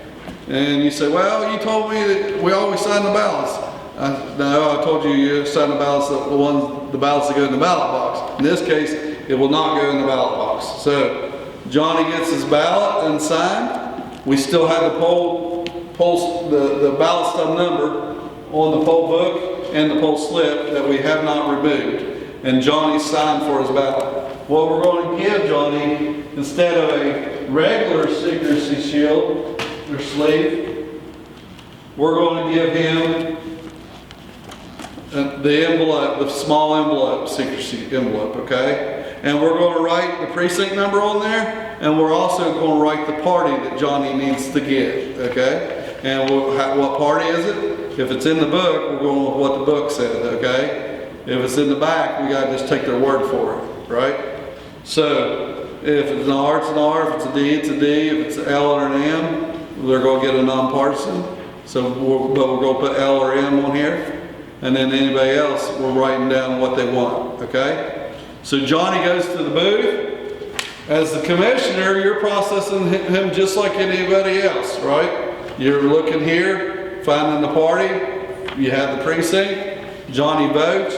Johnny puts the ballot back into the secrecy envelope, and he'll seal the secrecy envelope. Now we'll have some glue, like a glue stick for you to seal it, so that way people aren't licking envelopes and different things like that. Okay, so we'll have some glue sticks for you, So Johnny can seal this. While Johnny is voting, we need to be filling out the provisional ballot envelope, this envelope. This envelope tells us, who it is, what precinct, why we made a voter provisional ballot. This gives us all the information we need to present to the Board of Canvassers so they can determine whether to count the ballot or not, okay? It's important that you fill this out. Don't shortcut it and just give us his name and your precinct. We need to know the reasons why. Don't shortcut. So while he's voting, you should be filling out this second envelope, okay? So once we fill it out and Johnny brings it to us, we are putting it in this envelope and Johnny signed across the seal, okay, after we seal it. Now if Johnny shows up at the DS200 with this envelope at the ballot box, are we going to put it in the auxiliary bin down there? No. Are we going to rip it open after he sealed it and put it into the DS200 as a regular ballot? No. This yellow envelope is an indicator that no, he needs to go back to the clerk's table so that way they can put it in the second envelope, the reasoning envelope, and seal it there. Then what we do is we take this envelope and we put it into our whole packet envelope, okay? We're not sealing this envelope until at the end of the night, once we're all done and once we have our statements about use finished up, okay? So, provisional ballots. Any questions on that? All right. So now, let's move to, and remember, it takes all three envelopes, secrecy, reasoning, and the whole envelope. Sign it across the seal, fill everything out. Spoil ballots. So the spoil ballots, like I told you before, let's say they get over there, they hit the quit button, or I'm trying to think of some good reasonings. Let's say they printed it out and it's not somebody, there's somebody on there they read that they didn't think they voted for. I didn't think I voted for them. Can I spoil this ballot and get a new ballot? Yes, they can. You may have picked precinct 26-1 or 26-2 instead of 26-1, and now it won't go through the DS200 because it won't read other precincts' ballots, right? So then we'd spoil that ballot and get another one. Different things like that. So in that case, what we're doing is we're taking the ballot. If the stub's still on it, we're leaving it on there. If the stub's not on it, then we can paperclip the stub to the ballot, and we're writing spoiled on the ballot. Whether there's stuff on here voted or whether it's blank, we're writing spoiled on there, okay? And we're putting that in our spoiled ballot keep envelope, okay? Now, the one situation that I want to talk to you about where it's not really a spoiled ballot would be, let's say the voter goes over to the express vote and it was an independent voter and they didn't say they want a Democrat ballot or they didn't want a Republican ballot. What would happen at that point is, and they get into the ballot and they start communicating with the commissioner over there. Well, this don't have anything on there that I wanted. I was wanting to vote for president and everything else. Well, you didn't tell them you wanted. Well, can I get one? Yeah, yes, you can. How are we going to get out of that nonpartisan ballot and into a party ballot? How are we going to get into a Republican ballot or Democrat ballot? What we would need to do as poll workers is we would hit the quit button, and then we would follow the instructions as to how to go through it. Okay, and what would basically happen is you hit quit. Once you hit quit, it starts beeping, and there's a circle with a negative sign in it. You're going to hit the negative sign. Then it's going to say, do you want to cancel this ballot? Yes, we want to cancel the ballot. You have to enter the election code into it. So it's not just, the voter can't just quit and it spits it out and then put it in and get a different precinct or different ballot style. You've got to be a part of the process as the commissioner, okay? So once you enter the code, then it spits it out. Once it spits it out, then then you can insert it back in because there's nothing on it. And what you'll do is you'll take a pen and you'll draw through the N, and you'll give them an R or a D, okay? And you'll write it on their little tab.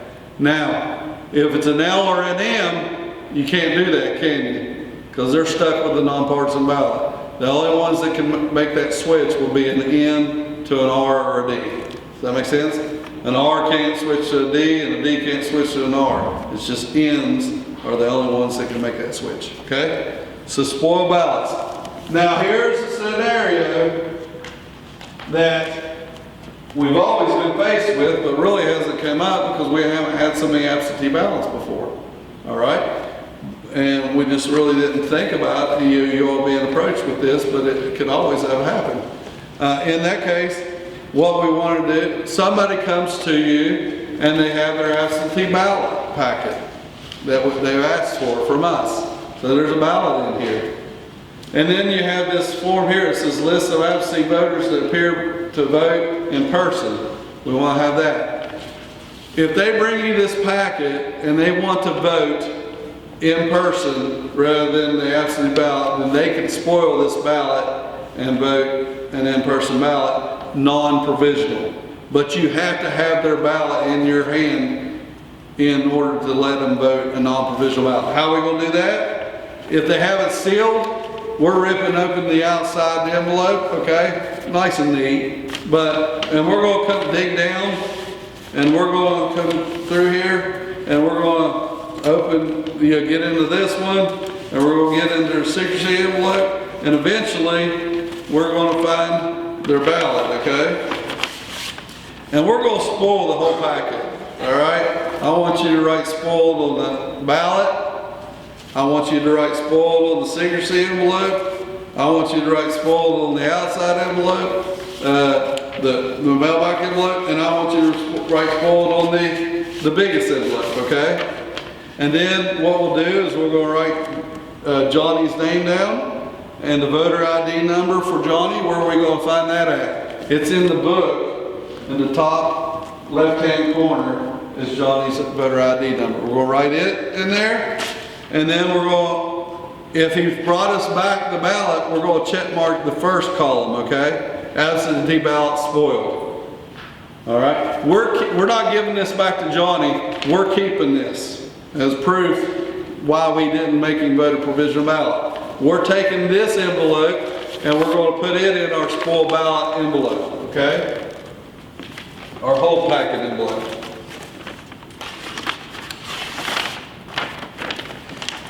If they bring it to you and they voted it, let's say they voted it, and it says, hey, can you deliver this to the courthouse for me? No, okay?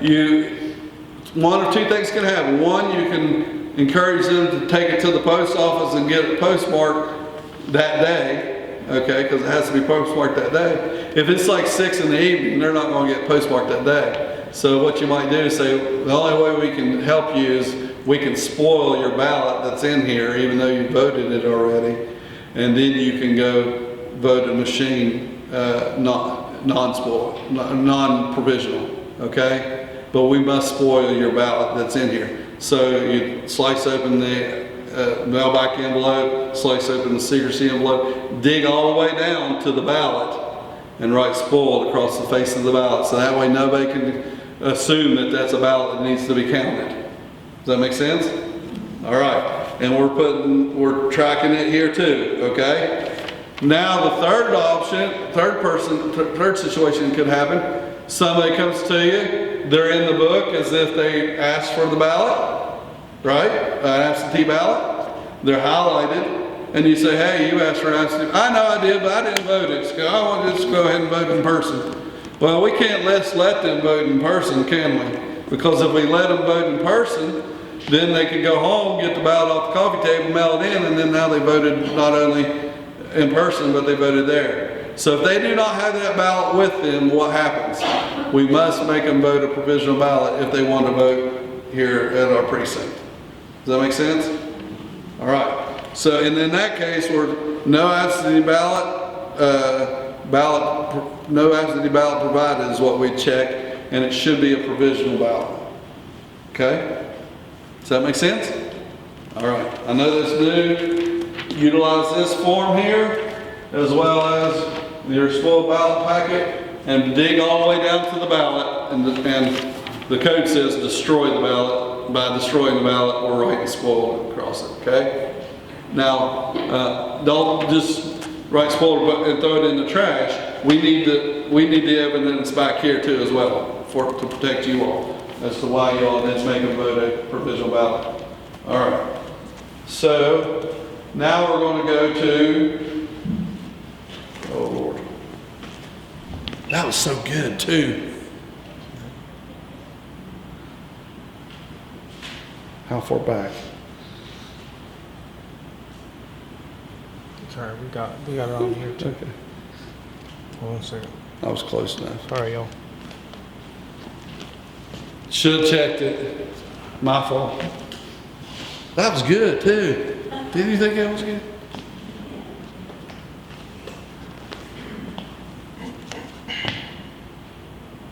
That's a battery. No wonder.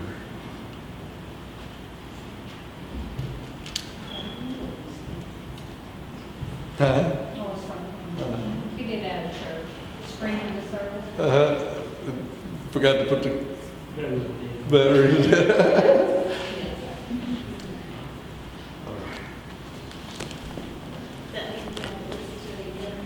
No, I'm not gonna make you sit there. I'm hoping this mic right here will take care of business, you know. So we'll see. Hopefully it didn't miss too much. Okay. So now we did spoiled. Now we're gonna go to assisted voter. Assisted voter. So Parkinson's, visually impaired, blind, can't read, different things like that. Who can assist the voter? You all can assist the voter, but it's going to take two people off opposite parties, which means you got to quit voting in order to assist, right? We encourage them to have somebody with them and to assist. The people that can assist would be the person assistant cannot be an agent or an officer of the voters past or present labor union, or a president or a former employer or agent of the employer, and it cannot be a candidate on the ballot or official write-in candidate. Now, we don't have any official write-in candidates, so it just can't be a candidate on the ballot in this election. All right? So, assisted voter form, we're going to fill that out, and we're going to fill out the envelope. The one thing we want to do is, we don't want people getting assistance that shouldn't get assistance. So, the 18-year-old boy and mom's, it's his first time voting. I just want to go over there and hold his hand. No, he needs to fly on his own. An overly aggressive spouse, whether it be male or female, is going to tell the other spouse how they're going to vote. And I'll go show them how to vote. No, that can't happen. You only get one voice, and their voice is their voice, and your voice is your voice. So that would be wouldn't be assisted voter situation, okay? So remember, you always document assisted voters in assisted voter form. We want to, one situation that you would have that's not you're assisting them at the beginning, but then they're doing it on their own, would be the visually impaired or blind person that wants to vote unassisted on the express vote using the keypad and the headphones. So you go to your blue tote, get your headphones, plug them in to where the headphone plug-in is. You'll get the keypad out, get them familiar with the Braille, okay? You will also, remember that the volume button is on the keypad as well as the tempo button is on the keypad. When you get their ballot up and running, what will happen is you need to hit the black diamond button. When you hit the black diamond button, what will happen, it will make the screen go black so everybody can't see how they're voting. Even though they're voting by audio, you can still see the screen unless you hit that black diamond button. So once they get done voting, we're going to there's a place on the screen where it says return. We'll return to a regular ballot at that point, after that visually impaired or blind person voted unassisted using the audio ballot. Okay? All right. So that's assisted voters. So now it's 7:30 and the polls are closed, but we still got a lot of stuff to get done, don't we? So if there's people waiting in line, what we're going to do is we're going to get into our little plastic baggie and we're going to pull out our waiting voting permits. We're going to go to the outside door of the precinct. We're going to walk. We're going to make sure there's nobody, walking in at that point. If there are, we're going to usher them in real quick. Like, we're not going to slam the door in their face. Once we get them in, we're bringing them to the precinct, and we're issuing these waiting voting permits. The person in the back line gets waiting voting permit number 1, the next one number 2, the next one number 3, and then the one at the table might be number 4, okay? What this does is, when the next person comes in after you gave them waiting voting permit number 1, it gives you a visual excuse as to why you can't let the next one vote, because, we're only allowed to vote from 6:30 to 7:30. When we went to make our call, the polls were closed at 7:30, and we've already given out our first waiting voting permit. So we hate that you didn't get the vote, but we're sorry. The law won't allow it. So please use these to help give you a visual as to why they can't vote, and they'll accept it a lot more than if you just say, you weren't here saying that. Wait, my watch says it's only.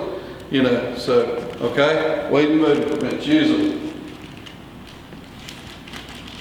So now, all 4 of these have waiting voting permits that we're going to process them just the same as we would anybody else.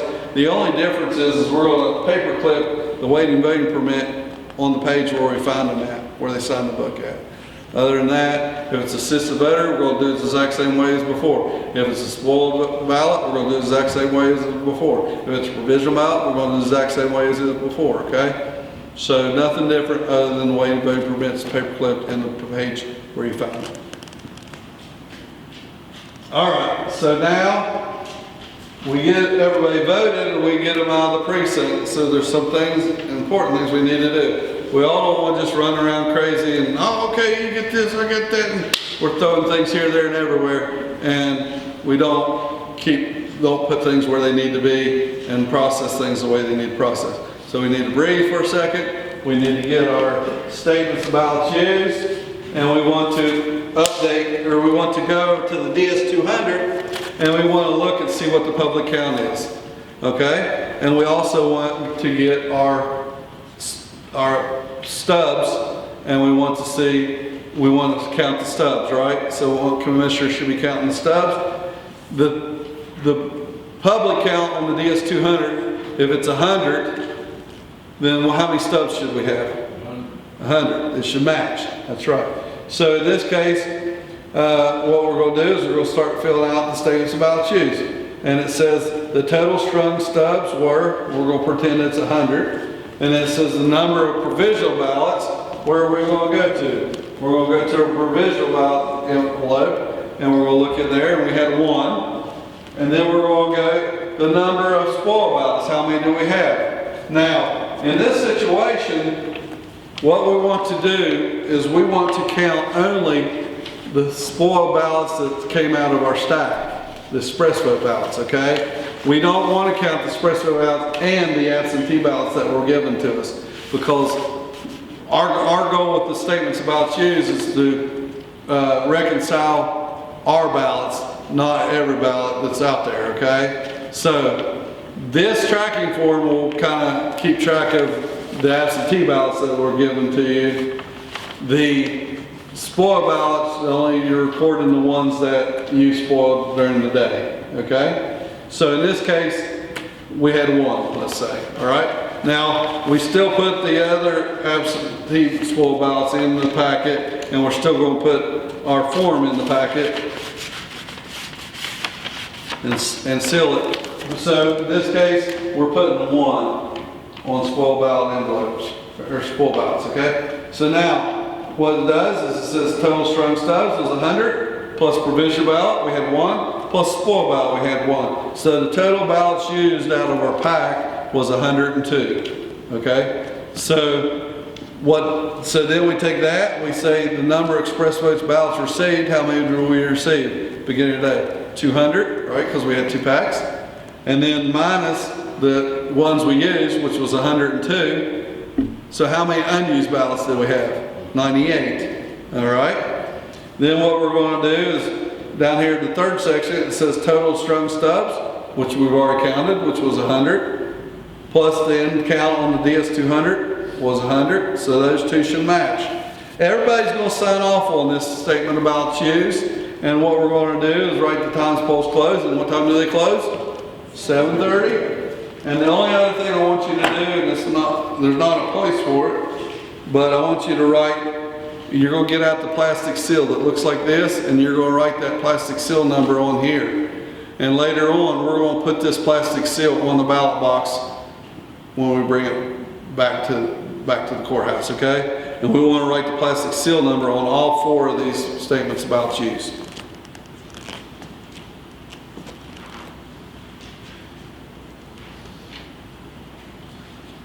All right, so now we should be transferring back over to our what goes where and our opening, closing, and so forth, okay? And if everybody will turn to the back of that one we'll go over what goes where, all right? So what we'll want to do is we'll want to get our barrel key out of our plastic bag that was in our key box. We're going to open up this top compartment here. When we open it up, what we're going to do, there's 2 buttons in here. There's a power button and a close polls button. Well, we're going to hit. We're going to hit close polls, okay? So we want to hit it, hold it down for like 2 seconds, and then let off of it. Once we let off on it, it's going to give us an option. Don't close polls, keep voting, or close polls. What do you think we're going to do? We're going to close the polls. So while that's going on, it's going to print a report, and we're just going to let it run. It's not a very long report.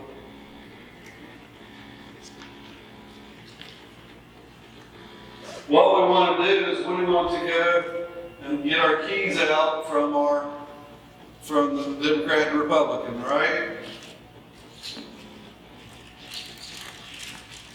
And we're going to take the locks off the ballot box down here at the bottom. Now it says it's ran its report. It says reopen the polls, reports option, or finish turn off. What do you think we're going to hit? Finish turn it off. All right. So now I'm going to get down here. I'm going to get the locks off the ballot box. One off here.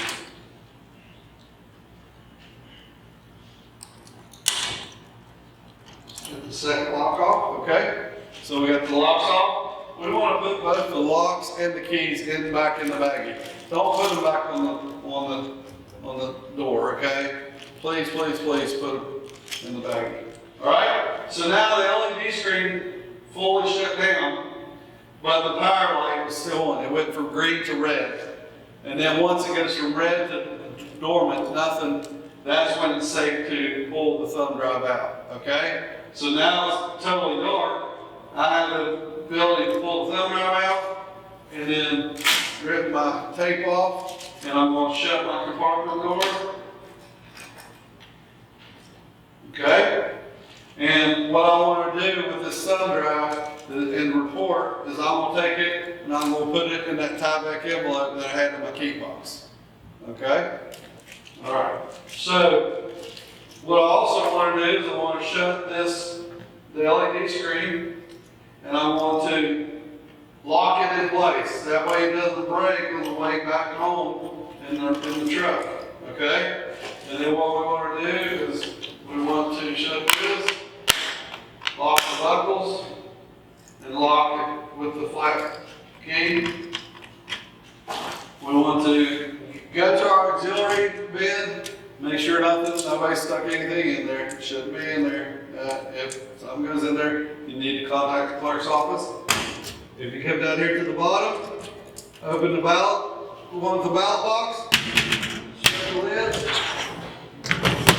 pull the ballot box out, shut the door, lock it back. The only other thing we need to do when the DS200 to get it ready to come back is unplug the plug and shut this compartment, take the brakes off, and wheel it where you found it, okay? Now, I will leave it, you all need to leave it right here for now. You got it buttoned up, ready to go. But we will need to make sure that we always have two people of opposite parties with the ballot box, okay? So right now, it's not locked up. We still got to put some stuff in the ballot box. So until that happens, we want to make sure there's checks and balances that two people of opposite parties are in there. So what I'm going to do with my baggie and my locks and keys, I'm going to put that over my key box. Now I'm going to take my ballot box over here to put a couple other things in the ballot box, okay? Okay, so remember, we've got our report and our thumb drive, and we're putting it in our tie-back envelope, along with our opening report with the zero report. We're pulling the tape and we're sealing across the seal, or we're signing across the seal. All right? So now what goes into our ballot box? What do we have in there right now? We have ballots. And then what we're going to do is we're going to put our flash drive with all our results from election day on there. Okay? We also want to put our provisional ballot envelope that's sealed in there. We want to put our spoil ballot envelope that's sealed in there. Now let's say you didn't have any provisional ballots in your precinct. What I want you to do is go ahead and fill out the front of it and write 0 on there for me. So that way I'm not thinking, okay, did they not have any, or did they put them in the blue tote? Where are they at? Are they hand carrying them? So put 0 in there and put that in the ballot box for me, okay? Same with the spoiled. If you don't have any spoiled, fill out everything information-wise as far as precinct and all that go, and write 0 on there for me. Now, let's say it's a situation where you don't have any spoils in your precinct, but you got a couple of spoils where they returned an absentee ballot. In that case, go ahead and put the absentee ballots in here, but go ahead and write 0 for me, so that way I know you don't have any spoils coming from your precinct. Does that make sense what I'm saying? And we're going to put the spoiled ballot envelope in there. And then we want to put one statement of ballots used with the zip, with the tie number on there, okay? And we've dropped that down in there. And we'll shut the doors. We'll lock it, and put the seal on here. And it takes the flat key to put the lock. Once we put the seal in there, it's ready to wheel back to the courthouse, okay? But we still got a couple other things we need to do. So we need to look at what goes in the blue tote. So in the blue tote, what's going to happen is we're going to have our extension cords. We're going to have our one statement of ballots used. We're going to have our ballot stubs, and we want to make sure we put our ballot stubs in the ballot stub envelope, okay? Now we sometimes find these all over the place. Sometimes they're in the ballot box, sometimes they're in the cardboard box, sometimes they're in the blue kit, sometimes they're hand delivered to us. Don't do that. Do what the instructions say. It says put them in the envelope here, and then put them in the blue tote for us, because that's where we're going to be looking for them at, okay?